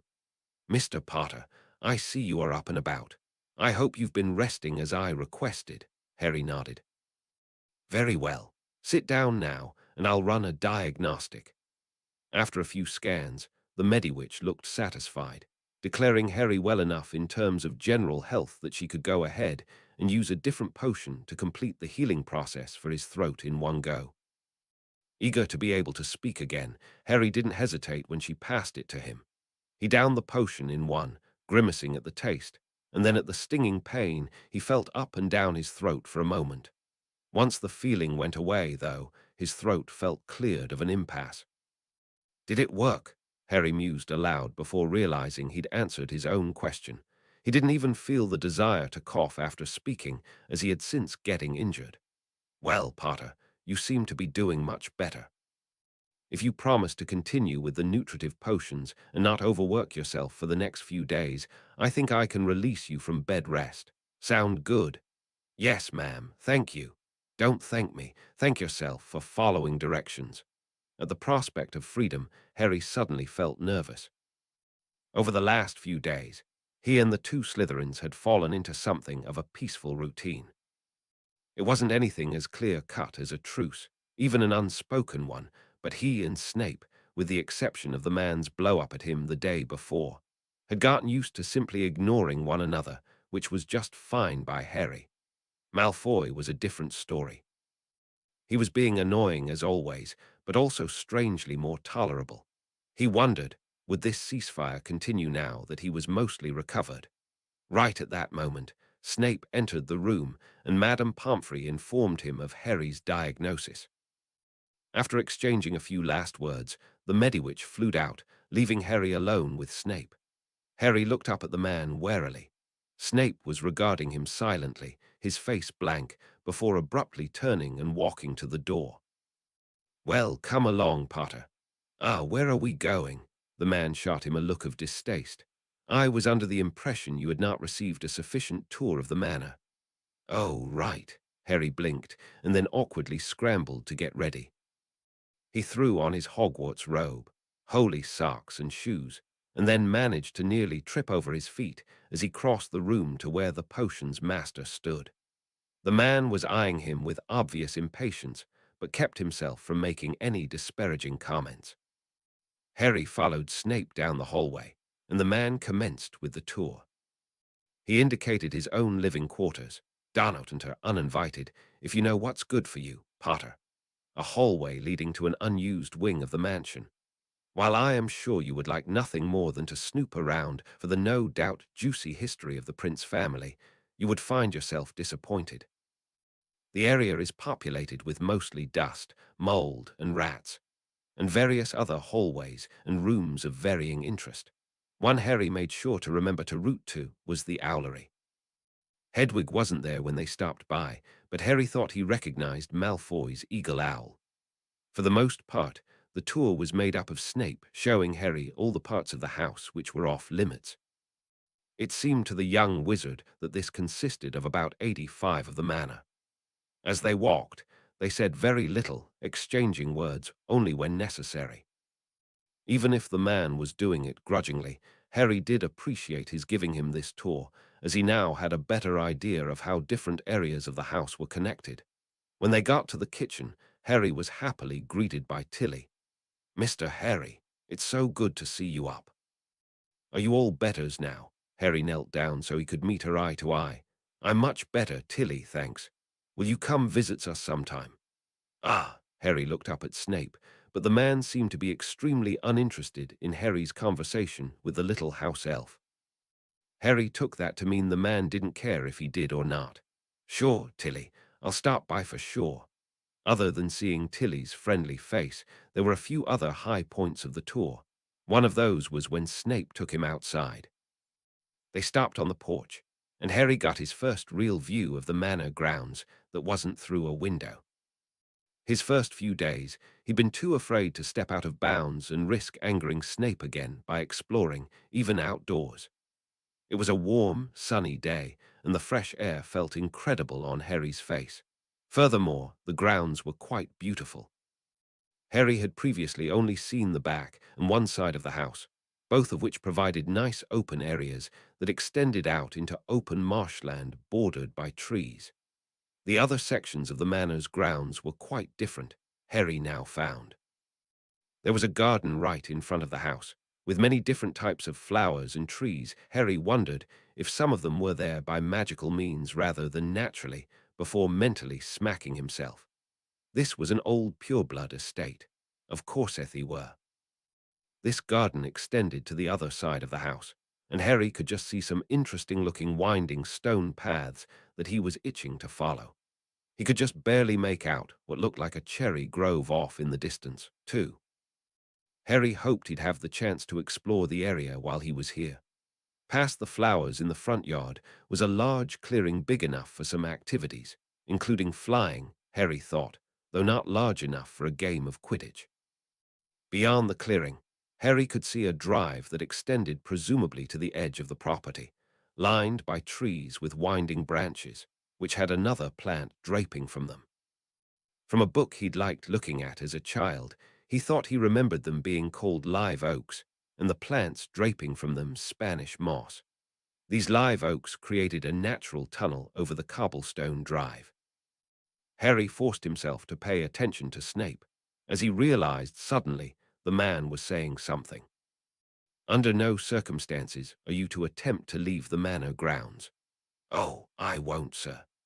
Snape allowed that it was permissible for Harry to explore the grounds, something that surprised Harry, but that he was extremely happy to hear, assuming of course that Harry abide by the curfew and not trample the garden flowers.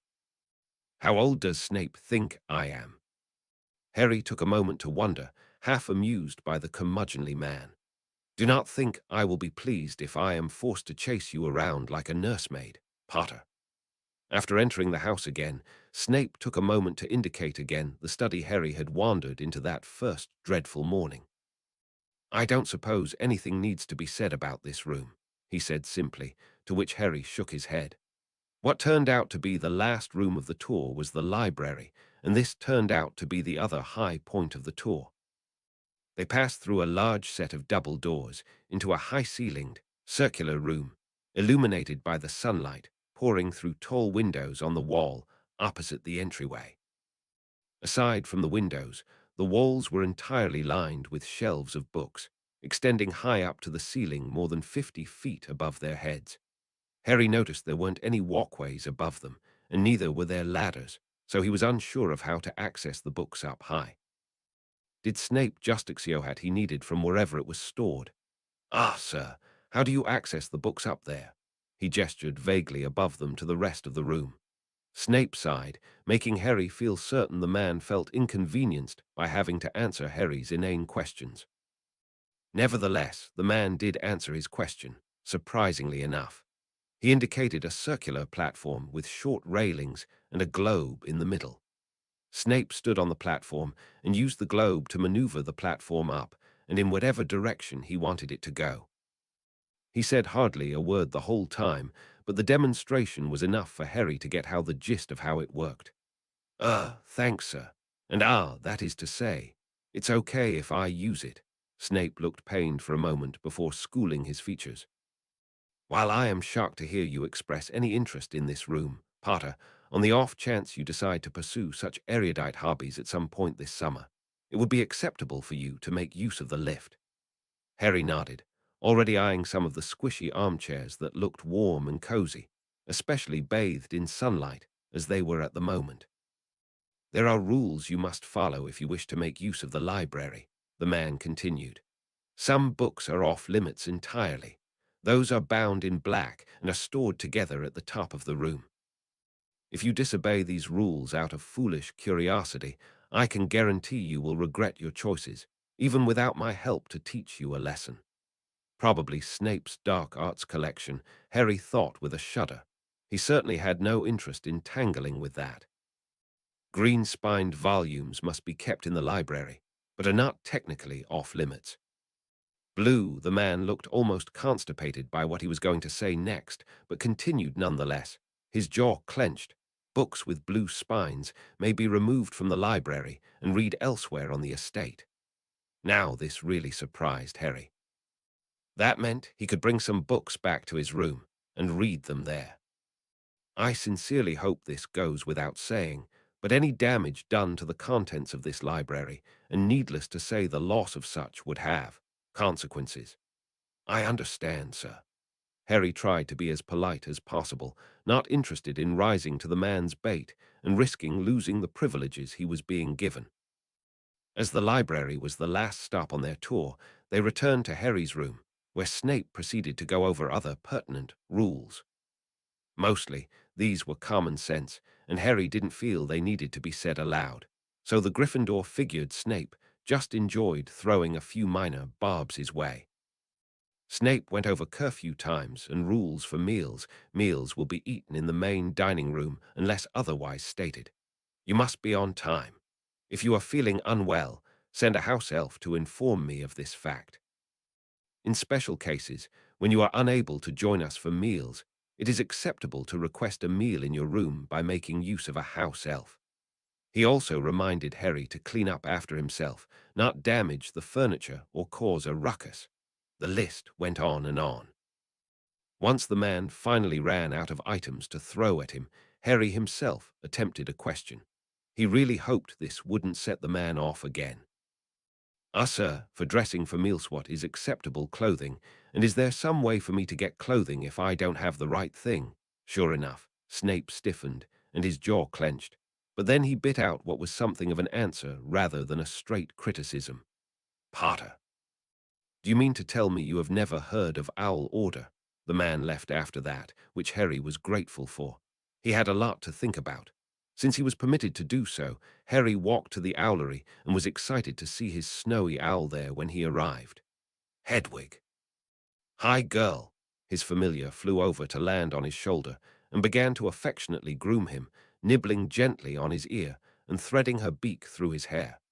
Hedwig had visited him a few times while he was stuck in his room the past few nights. While he hadn't been able to talk to her as he usually did, it had been comforting to simply have the warm presence of his old friend there with him. She was an uncommonly intelligent owl, and seemed to understand him without him ever having to say anything. Harry stroked Hedwig absently as he thought over his current predicament. While there were a number of areas of the mansion that were off limits, that still left plenty that was open to him. For someone who trusted him as little Snape did him, the man was being surprisingly decent about it all. That he would be permitted to explore the grounds to a certain extent was incredible good luck. Maybe, if he stayed on the man's good side for a while, he could even ask for permission to fly. Since he'd be likely avoiding as much human contact as possible for the duration of his stay, it was nice to know the place itself was better than he'd realized. He might actually check out the library, as surprised as Snape seemed by the notion, Harry thought, rolling his eyes. When Harry returned to his room, he noticed something on his bedside table. It was an owl order catalogue. He picked it up and saw a section was bookmarked, so he opened to it. On the page was a number of smartly dressed models, their clothing varying in color and to some extent, style. Harry supposed this was Snape's way of telling him how it was acceptable to dress, in answer to his earlier question. Another page was bookmarked as well, so Harry turned to see, but immediately flushed at the short note the man had left on the page. The presentation of your current wardrobe last week leads me to believe you may be lacking some other basic necessities. It may behoove you to stock your wardrobe with several of these items as well. The section of the catalogue Snape was indicating was basic everyday wear t-shirts, socks, underwear, etc. While it was not a bad idea, truly, Harry found himself embarrassed and angry that Snape had felt he had the right to make a suggestion like that. It would be one thing coming from someone like Sirius or even Remus or the Weasleys. But Snape. Harry angrily slammed the catalogue closed. Harry wondered if Snape may indeed have peeked in his trunk when he had gone to grab for him the other day. It would be just like a Slytherin, though at the time Harry had hoped Snape's indifference towards him would have dissuaded him from taking interest, even sneaky spy-like interest, in his belongings. With a sigh, Harry figured he may as well figure out this owl order stuff, and at least have something presentable in Snape's eyes sooner rather than later. HPSSDM, as Severus walked to the dining room for lunch, he considered whether he had made a mistake by allowing Potter such freedom to roam the manor as he had. In the end, as a first real gesture in his plan to treat the boy neutrally and civilly, he had decided to give him what were practically the same rules he'd given Draco when the blonde boy was a child and had come to stay with him for the weekend. The only real difference was that he had supervised Draco when he used the library lift and ventured outside. But as he had no desire to do the same for Potter, and the boy was supposed to be nearly 16, after all, he figured he would leave the boy to be responsible for himself in these matters. As he had told himself earlier when he gave Potter the calling stone, if the boy screwed up, he'd simply lose the privileges he'd been given. No skin off of Severus's nose. Severus took his seat in the dining room, and soon after both boys joined him. Potter spared a quick glance at Severus and Draco before apparently finding his lunch plate to be of great interest. Draco was back to his usual lively spirits, a fact which very nearly brought a smile to the potion master's face. "Hi, Severus," and with a drawl, "Potter." Severus noted that the way Draco sneered at Potter as he said the boy's name seemed to have more humor and less obvious antipathy than usual. He wondered at that. It was true, come to think of it, that Draco had as of late shown some remarkable empathy for the other boy. Severus wasn't sure where it was coming from and selfishly hoped his godson wasn't at risk of being charmed by the famous brat. Then again, if Draco and Potter were less at one another's throats, that would mean less times Severus would need to interfere, and therefore less headaches for him. True friendship was unlikely. What was much more likely was that the two rivals would be trying to actively murder one another by the time the summer was up, which would be quite the headache for Severus indeed. The potions master supposed he'd keep an eye on the situation and only interfere if it seemed the boys were in danger of killing one another. Thanks for reading. Chapter 11, The Garden. Chapter 11, The Garden. Thanks for reading. I hope you enjoy this chapter. Rap tap tap rap tap tap. Harry woke abruptly to a sound at his window. He turned to see two large nondescript owls carrying a large package between them. After staring at them dumbly for a minute, Harry suddenly remembered the owl order he'd placed the night before. He hurried to the window and let the owls in. They carried the package to the middle of the room and waited as Harry unclasped their harnesses from the package. The outer covering fell away to reveal 5 boxes of varying size. In unison, the owls held out their legs, obviously making a request, and Harry went to search his belongings for some change. Eventually, he found some nuts that he deposited into the coin purses tied to their legs. Once they'd received their payment, they took off. It was a little early, but now that he was up, he may as well open his packages. Harry had had no problem selecting items he'd liked well enough from the pages Snape had indicated, but had then spent a long time struggling over how much to order. In the end, he supposed, he hadn't really ordered that much, but to him, it seemed like an enormous purchase. After so many years of having no money at all, splurging on so many items all at once just didn't feel right. Especially considering the money he did have was all from his trust fund from his parents. None of it was money he'd earned himself. He opened the first box and removed 3 plain t-shirts in black, dark blue, and forest green. Harry winced at the sudden realization of how Slytherin this choice of colors was, and then winced once again as he remembered he'd gone with basically the same color scheme for all his purchases. But it was true, when it came to clothing, these were the colors that had most appealed to him. Red and gold were just too gaudy. In the same box, there was also a single pair of dark blue jeans. He hadn't been confident about his size, but the catalogue, which mostly sold clothing that appeared muggle but was clearly not, had explained that the articles of clothing had auto-sizing charms built into them. You simply had to put on your new clothes, and they would adjust themselves to fit, though it was apparently possible to make further adjustments if you preferred your clothes to be baggier or tighter. Harry wasn't sure how much clothing was generally supposed to cost, as he could count on one hand the times he'd gone to an actual clothing store to purchase items for himself, and mostly just Madame Malkin's, for school robes. That being said, he assumed that these articles were somewhat pricey, given that they were charmed. The material of both the shirts and jeans was much softer than he expected, too. Of course, he was used to the gritty texture of his Dursley clothes, so he supposed anything would feel good in comparison. He then opened the smallest box, which contained several pairs of socks and boxers.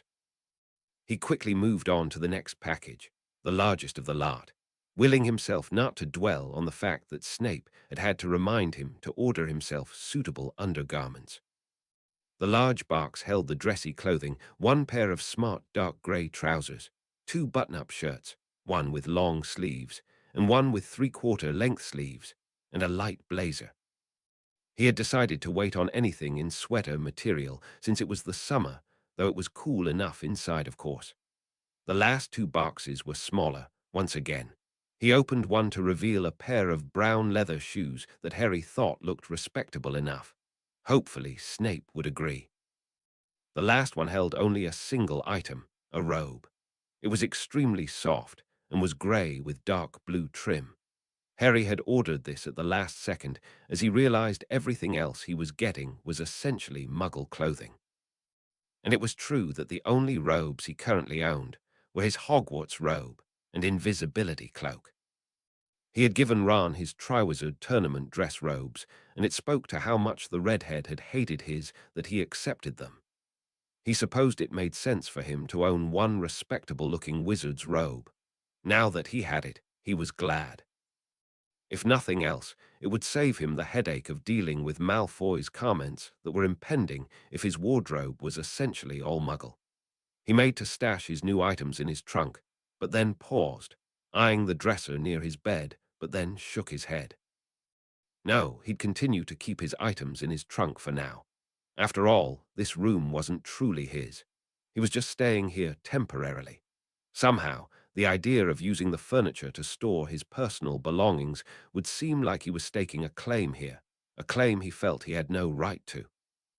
And neither did he want to claim this place as a permanent lodging, no matter how pleasant the manor itself was. With its current owner, there was no way Harry would ever feel truly at home here. Harry stashed his new items, with the exception of a handful of articles he figured he'd wear today. Those in hand, he washed up and changed. Once dressed, he regarded himself in his bedroom mirror and couldn't help but stare. He had donned his dark grey trousers, green button-up, grey robe, and new shoes over black socks. He looked like a pureblood, was the only way Harry could think to describe it. He wasn't sure he liked it, but then again, he had to admit the clothing felt nice. And it's not like he had anything against purebloods, Perse. His dad had been one, and Sirius too. But he looked damn near respectable, other than his impossible hair and the glasses that were starting to fall apart after having been repaired so many times by Hermione, of course. Harry checked the time. Good, He wasn't late for breakfast. If he started now, he'd make it in time. Taking a deep breath, ready to turn over a new leaf at this house, Harry took off down the hall to the dining room. Potter! Harry had only taken a few steps from his room when he was stopped by the familiar voice of his rival. Of course, Malfoy's room was next to his, so running into him in the hallway should be no surprise. The blonde's voice held some surprise and amusement in it. "What are you wearing?" Harry narrowed his eyes. "What's wrong with my clothing now, Malfoy?" "Nothing, nothing." The boy put up both hands to show he meant no harm and then fell into step with Harry. "It's just a surprise to see you looking so well-bred." Harry's first instinct was to snap at the boy, but he stopped short at the strange realization that Malfoy was probably trying to be nice. He was just terrible at it. "Are you trying to compliment me?" Malfoy faltered, seemingly not expecting such a response from Harry, but then immediately resumed his usual arrogant Malfoy expression. "Perish the thought, Potter." Harry rolled his eyes. "You know, Potter, if you're looking for robes, I recommend Twilfit and Tattings. They have their own Owl Order catalogue, and their quality is far superior to the likes of the utterly mediocre Madame Malkin's." Thanks, Malfoy. I think I'm probably good for now." "Oh, I wouldn't be so sure. A young wizard can never have too many robes." After all, Harry would have been more annoyed, but he actually was finding it amusing how Malfoy could ramble on and on about something that seemed to Harry so inconsequential. It definitely gave him a window into the lives of Crabbe and Goyle, the poor lumps, who had to deal with Malfoy's non-stop rambling all school year. Also, the blonde seemed to have a real interest in fashion and style. This interest was incomprehensible to Harry, for whom clothing was just a necessity and not something to get excited by. Luckily, they entered the dining room at that moment, and Malfoy finally stopped talking. Harry breathed a sigh of relief. He and Malfoy took their usual spots at the table, and a moment later, Snape entered through the opposite door. Harry gulped nervously, wondering how the man would respond to his getup. He needn't have worried, however, as Snape took one look at Harry upon entering the room, gave an imperceptible nod of his head, and then proceeded to take his seat. That slight sign of approval was as much as Harry knew he could expect more than, honestly, as this was the first time the man had shown him any sign of approval to Harry's memory. As usual, a vial of nutritive potion materialized beside Harry's plate. Bottoms up, he thought as he drank the potion down. Gross, but the taste quickly dissipated, for which Harry was grateful, as it therefore served to enhance his enjoyment of the meal rather than decrease it. After breakfast, everyone went their separate ways, and Harry found himself in the unusual position of being free to go where he pleased, within reason. Of course, he'd had freedom to wander to a certain extent at the Dursleys, because it's not like they gave a damn where we went, but there was always danger associated with his outings. As a kid, he was always risking that Dudley and his gang would find him and beat him up, and once he'd gone to Hogwarts, he'd known there were other things out to get him, that he made himself vulnerable to any time he left the perimeter of the house. He had still risked it, though, when he couldn't stand being in that little prison of a room any longer. But here, Harry was apparently safe within the powerful manor wards. As long as he stayed within them, the only danger he had to deal with was the two Slytherins. But Prince Manor was many times larger than the Dursleys' house, so they should be able to keep their interactions to a minimum. With that positive thought in his head, Harry decided there was no reason to wait to satisfy his curiosity and desire to see more of the manor grounds, so he opened the front door and slipped out. It was once again really nice weather. Sunny but not too hot, with a light breeze that gently brushed his face. He descended the front stairs and found the stone path that led around to the side of the house with the garden he'd noticed the day before. He followed the path, enjoying how the shadows played on the ground as he walked, creating little dappled shapes that seemed to dance as the branches of nearby trees swayed in the wind. When he entered the garden proper, the path started to wind around different exotic-looking flowers and greenery. It was clear to Harry now that he had completely underestimated how much there was to see back here. There were essentially different biomes, with totally different types of plants the further he walked. At first was a charming and more traditional flower garden with stone paths and benches. A little further, and he entered a sakura grove. The style of the path and garden decor changed to match, and Harry felt like he was in one of those Japanese gardens he'd seen pictures of as a kid. There was even a wall of bamboo. Harry closed his eyes, enjoying the different scents around him. It was all so peaceful. Unbidden, he found himself wondering what sort of garden they would have had if his parents had lived. Would it have been anything like the gardens here at Prince Manor? A deep feeling of longing for his parents clawed at his heart. It was so easy to picture scenes from this alternate life. Him tending a beautiful garden with his parents. Him talking and laughing with Ron and Hermione while his parents, Sirius and Remus, looked on. Him sitting with his parents at meals, them always including him in whatever they wanted to talk about. It was so easy to picture, it almost made him sick. Merlin, he so wished he could have known them. The trees around him swayed a little more, but Harry didn't feel wind as he expected. In fact, he'd felt a tingly warmth, as if a wave of magic had just crossed over him. He looked to his side and saw that the path continued heading into the woods. Had this part of the path been there all along? Most likely it had, and he just hadn't been paying close attention. It wouldn't be the first time. The walk had been so pleasant so far, he decided he'd follow the path a bit farther. As he walked, he noticed the trees were growing thicker around him until he would easily call it a forest rather than woods. It was getting more beautiful, too. The ground was blanketed in moss, and sunlight streamed through the leaves of the trees around him. How far did this path continue? Come to think of it, was he still even on the manor grounds? It suddenly occurred to him that he couldn't remember where Snape had said the property technically ended. And well, come to think of it, he had zoned out for a moment when Snape was talking to him outside. He almost turned around, but then noticed the sound of running water up ahead and was too curious not to investigate. After another short bit of walking, he came to a stream that bordered the path. Up ahead, he could make out a little waterfall and a small wooden bridge that crossed right in front of it. Harry savored the sound of water lapping over rocks as he walked. He crossed the bridge when he reached it, and then, finally, he seemed to have reached the end of the path. It came to an end at the base of a large tree. As Harry approached it, he realized it wasn't just large. It was enormous, its trunk 5 meters in diameter. It had to be absolutely ancient. Maybe a cedar. Being in the presence of an ancient giant like this made him feel so small, but not in a bad way.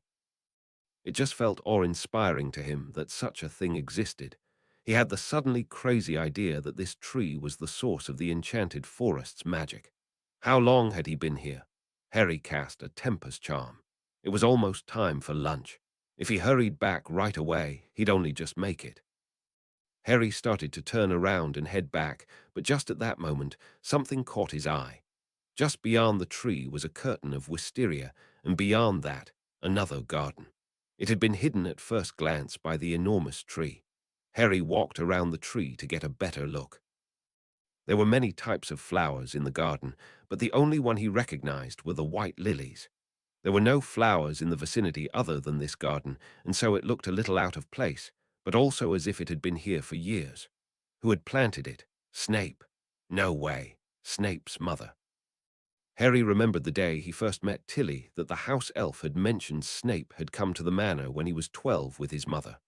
What was her name? Elaine, something like that. Maybe this had been her garden.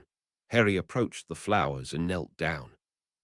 They smelled so incredibly sweet, and breathing them in seemed to comfort him in a way he couldn't describe. He felt as if he were in someone's loving embrace. He didn't want to leave. He forced himself to open his eyes and then noticed a wooden sign card beside the little garden. On it was written Lil's secret garden. Harry's eyes widened. Who was this Lil? Presumably Lil stood for Lily, the same name as his mother, but of course this was just a coincidence. There was no way his mother had been here to Prince Manor. No way she could have had anything to do with the place. Of course, for all he knew, this was a nickname for some other name entirely. Or maybe Snape's mother's name was Lillian. Clearly, this had been the garden of someone related to Snape, and there was no telling how long it had been here. As the whole place was magical, Harry imagined the garden could have stayed looking just this way even after years of neglect. Oh, bollocks, the time. Harry realized that while he'd been staring at the flowers, he had made himself officially late to lunch. Making sure he wasn't leaving anything behind, he took off at a run for the manor. HPSSDM Severus Snape was irritated.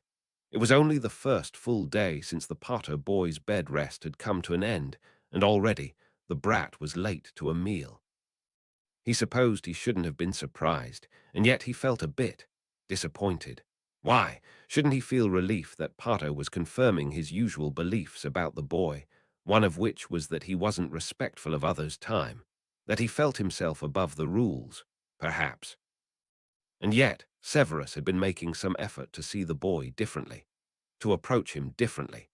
He had even tried to be helpful to the boy by suggesting he order himself some necessary items and providing him with the means to do so. He had given him quite a bit of freedom to roam the grounds as well. Something he was now regretting. True, Potter had been mostly respectful during the tour and had surprised Severus by asking questions about use of the library. He had never before seen any evidence that Potter was interested in anything remotely bookish, but he wasn't going to be the one to deter the boy. And when the boy had shown up on time to breakfast this morning, dressed quite suitably, Severus had been almost impressed and had felt perhaps he was right to give the boy a chance. But now, blast the boy. The brat was back to his usual behavior, which made it difficult for Severus to uphold his promise. Severus noticed Draco's expression.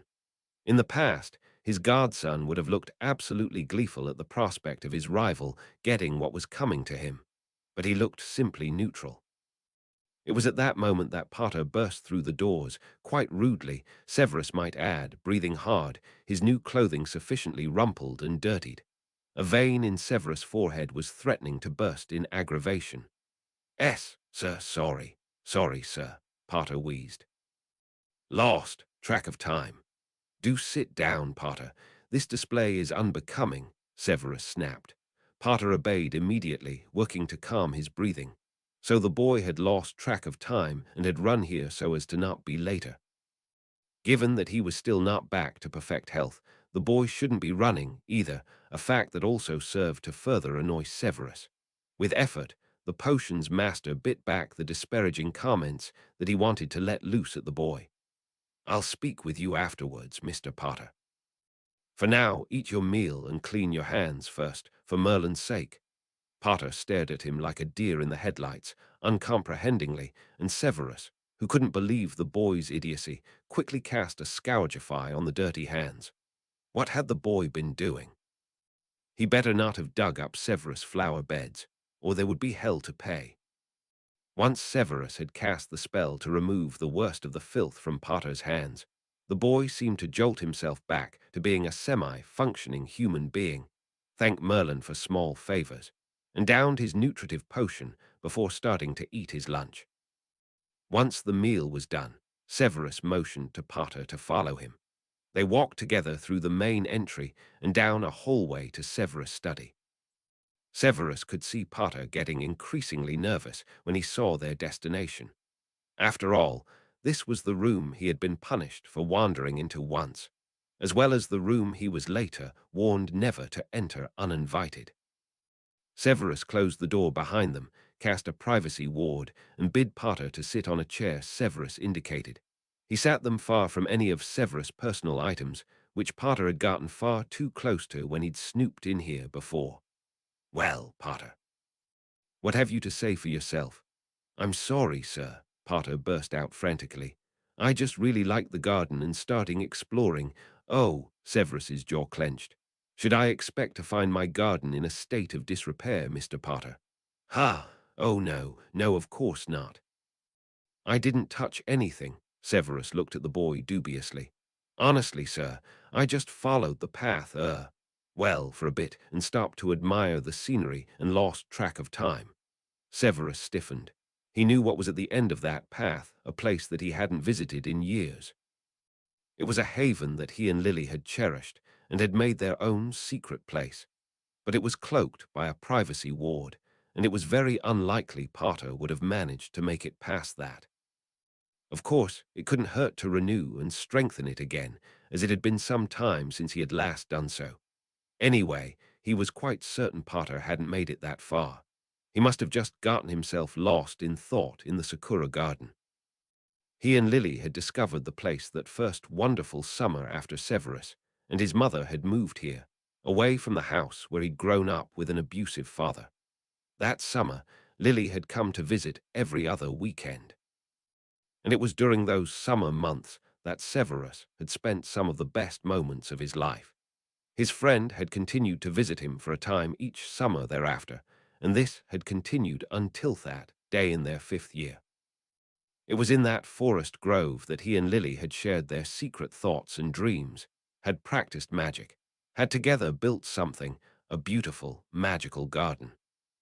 Severus roughly pushed away the thoughts of his beloved best friend and erected strong occlumency shields before looking back at Potter, the boy with Lily's eyes, who had broken one of his rules and currently needed to be reprimanded.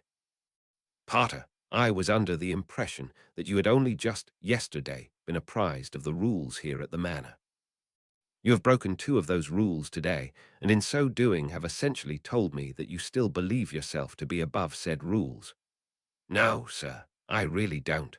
One of those rules, he cut the boy off, is of course that you show respect to your hosts by being on time to all meals. Another is that you respect the manor itself and not run through the halls like a hooligan. In addition to these, you defied Poppy's orders that you not overexert yourself. Potter gulped and looked down at his feet. At least the boy seemed somewhat regretful. As this is your first infraction since learning of the rules, I shall give you a slight boon, Potter. Count yourself lucky. Next time, I won't be so forgiving. The boy perked up at his words, looking surprised. Rules are most effective when they are truly ingrained within the one in question. If you are simply following them because you have been told to, without understanding their importance, you are likely to break them yet again. That being the case, you will write an S on the rules you broke today. Specifically, you will describe the intention of each rule you broke, why it is important you follow them, and the consequences of defying those rules. But Professor, isn't that a little, The boy started to protest impertinently. What was that, Potter? You would prefer a harsher punishment, the boy shook his head. That is what I thought. Work on this for the rest of the afternoon and have it ready to submit by dinner. Dismissed. At that, Potter nodded but paused before leaving the room. Ah, sir, Severus sighed. What is it now, Potter? What is the required length? I honestly couldn't care less, Potter. Content is more important. Focus on writing a good response rather than meeting some length quota, he sneered. Severus took a deep breath once the boy had left. He was quite aware that the type of assignment he'd given Potter was most unlike the typical Professor Snape punishment Potter was used to. This was, rather, the sort of punishment he'd given Draco over the years when he'd stayed with him. His reason for assigning something similar to Potter was multifold. For one, due to his still being mid-recovery, he was wary of giving the boy any of his typical physical punishments, like scrubbing dirty cauldrons. Particularly not so soon after the boy had been injured in the process of such a punishment. He had considered having the boy write lines, but the uselessness of the exercise made him reject this idea, too. While the boy may think the assignment was childish, having him think through the purpose behind the rules that were in place had value, and would perhaps make the boy reflect on his actions and be less likely to repeat them. That would be for the better, because Severus really didn't want to be constantly having to hand out punishments to Potter. He didn't want the boy constantly underfoot. A quick Tempest charm confirmed that he would be due to meet Draco down in the potions lab in a few minutes. He was giving Draco pointers as the boy worked through an experimental draft he was developing. His godson really did have a talent for potion making, something Severus was proud of. More than once, Draco had even expressed his desire to be a potions master after graduation. The boy would likely change his mind, but it still warmed Severus' cold heart just a little that the boy showed any interest in following in his footsteps. HPSSDM, when Harry returned to his room, he collapsed on his bed. Snape's punishment was almost shockingly light compared to the sort of detentions he'd had Harry do in the past. It was a little embarrassing, sure, because it seemed like the kind of thing you'd ask a child to do. But Snape wasn't kidding when he said he was going easy on Harry. Overall, today had been good, even considering the next few hours would be dedicated to essay writing. But that garden had been special, and Harry couldn't shake the giddy feeling he'd had when he was there. He was curious about this mysterious Lil, too, whoever it was, or had been. Harry was certain the feeling of warmth he'd sensed when they had to do with some of their lingering magic. He couldn't wait to go back. Figuring he had better get started on Snape's assignment, he went over to the desk in his room, grabbed some parchment and a quill, and decided to make some notes first. He made a few lines with the quill to see how well it wrote. The quill was fine, but his handwriting was messy and blotty as always. Not for the first time, Harry wished he could just use Muggle pens. Well, there was a large library here, and he had plenty of time. Maybe he could find some resources to help him improve his skills with a quill. He first wrote out the different rules he'd broken. Being on time for meals, not running in the hallway after a moment, he added, not overexerting myself post-injury for the first one. He sighed again at this assignment. It wasn't difficult, but made him a little uncomfortable. He put his quill to the parchment and began to make some notes. Well, it was rude to the other diners. They might wait for him to begin, thereby cutting into their time to dine and/or their free time after the meal. For the second, it was not respectful of a fine manner like this one. Especially depending on the clumsiness of the individual, one could even damage objects in the house, or the house itself. For the third, if by not following rules to recover, he were to relapse, this would burden Professor Snape and potentially Madame Pomfrey again. They put so much time into helping him heal, so to risk wasting all their hard work and making them repeat it was rude. In this manner, Harry continued to brainstorm and then rewrote the notes more eloquently and in essay format. Once done, he began staring off into space, but that just led to him thinking about Sirius. To distract himself, he tried reading a few pages of his Dada book but couldn't focus. Finally, he decided to sit down and draft some letters to his friends. He wasn't sure if he could send them. After all, it was a secret, and was to remain a secret where he was this summer. But assuming he kept that information out of it, would Snape permit him to send them messages? He didn't know, but figured he didn't have anything better to do at the moment than write them some notes. He had 3 notes written, one for Hermione, one for Ron, and one for Remus, by the time he was to go down to dinner. He left his letters on his desk, grabbed the essay for Snape, and took off. He didn't run into Malfoy on his way, for which he was thankful. He arrived first this time. Snape and Malfoy entered together a moment later, conversing genially in low voices. "Ah, sir," Harry tried once they'd stopped talking. "I finished the essay. I'll take it after the meal, Potter." Without another word, Snape turned his attention to the food that had appeared on his plate. Harry followed his example and spent another quiet meal while Snape and Malfoy chatted. Harry held back at the end of the meal, and Snape motioned for him to follow. Once again, they entered the study, and Harry was motioned to sit down and hand over his essay. He did, and then sat there twiddling his thumbs as the potions master read over his scribbles. Harry tried not to read too hard into the little irked looks on the man's face. It was just a stupid little essay. Why should he care what the man thought? Eventually, Snape handed it back to him and sat down across the table from him. Penmanship notwithstanding, in terms of content, it is acceptable overall. However, there was an obvious and consistent deficiency in all your responses, Potter. Any idea what that area could be? Harry shook his head. You repeatedly mention the inconvenience and burden your actions cause others, but you fail to mention the repercussions to yourself. Sir, take your response for running in the halls. You mention the risk of damage to the house and its many artifacts, but not the possibility of injuring yourself. Likewise, you discuss the burden your having a relapse would have in terms of how that would inconvenience myself and Poppy, but not once do you mention the obvious problem of possibly aggravating your health situation so as to lead to a more serious condition for yourself. Potter looked bewildered by his words. You must realize that you are not invincible, Potter. Whatever you have been led to believe due to your status as the boy who lived, you are not, in fact, protected from the dangers of everyday life in any way differently from us mere mortals. But that's not what I think, Potter spluttered. Severus just scoffed at that. Come now, Potter. Why else would you show such little disregard for your own safety, time after time, during the school year, racing headlong into danger? It is the height of foolishness, and as long as you remain under this roof, such nonsense will not be tolerated. Is that clear? The potions master was aware that his voice had taken on a dangerous note, which seemed to at least affect the boy to some extent, because at least the boy nodded.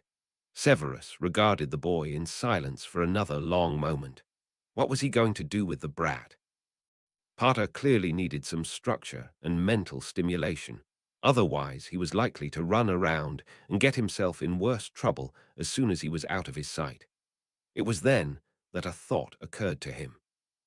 A way he could provide the boy with some structure and mental stimulation, and perhaps even make him less of a headache in his class come time to return to school.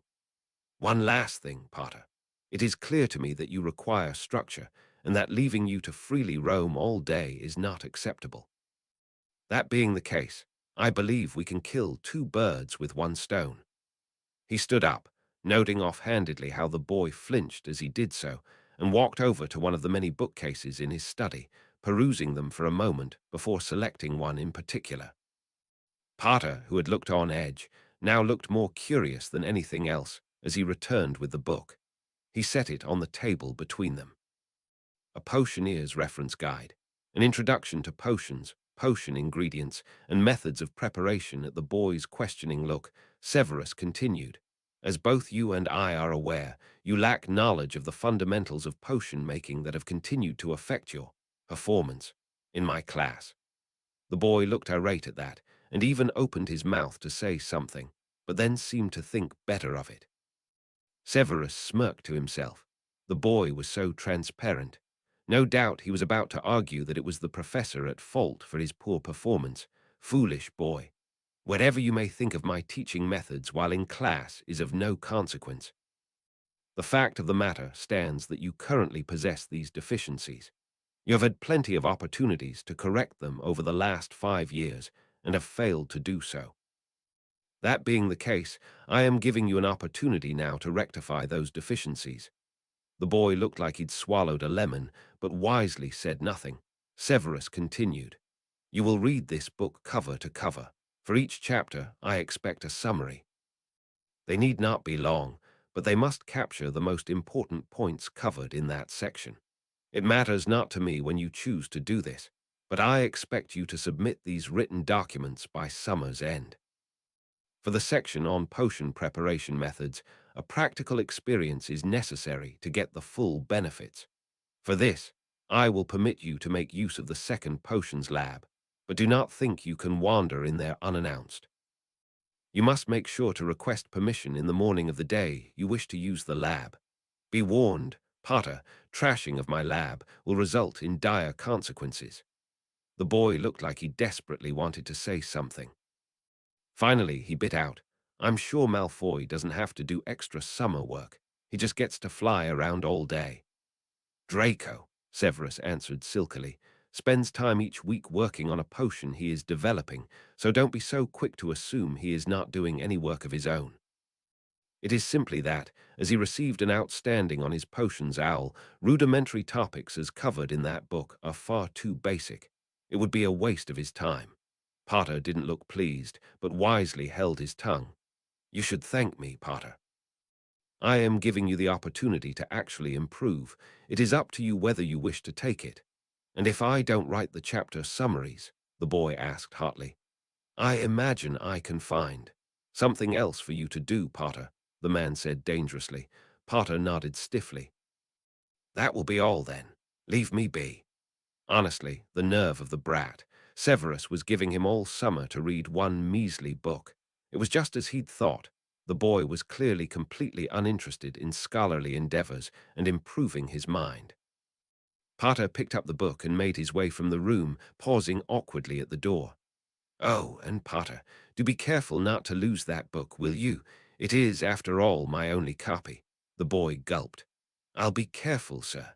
Severus nodded and watched the boy leave.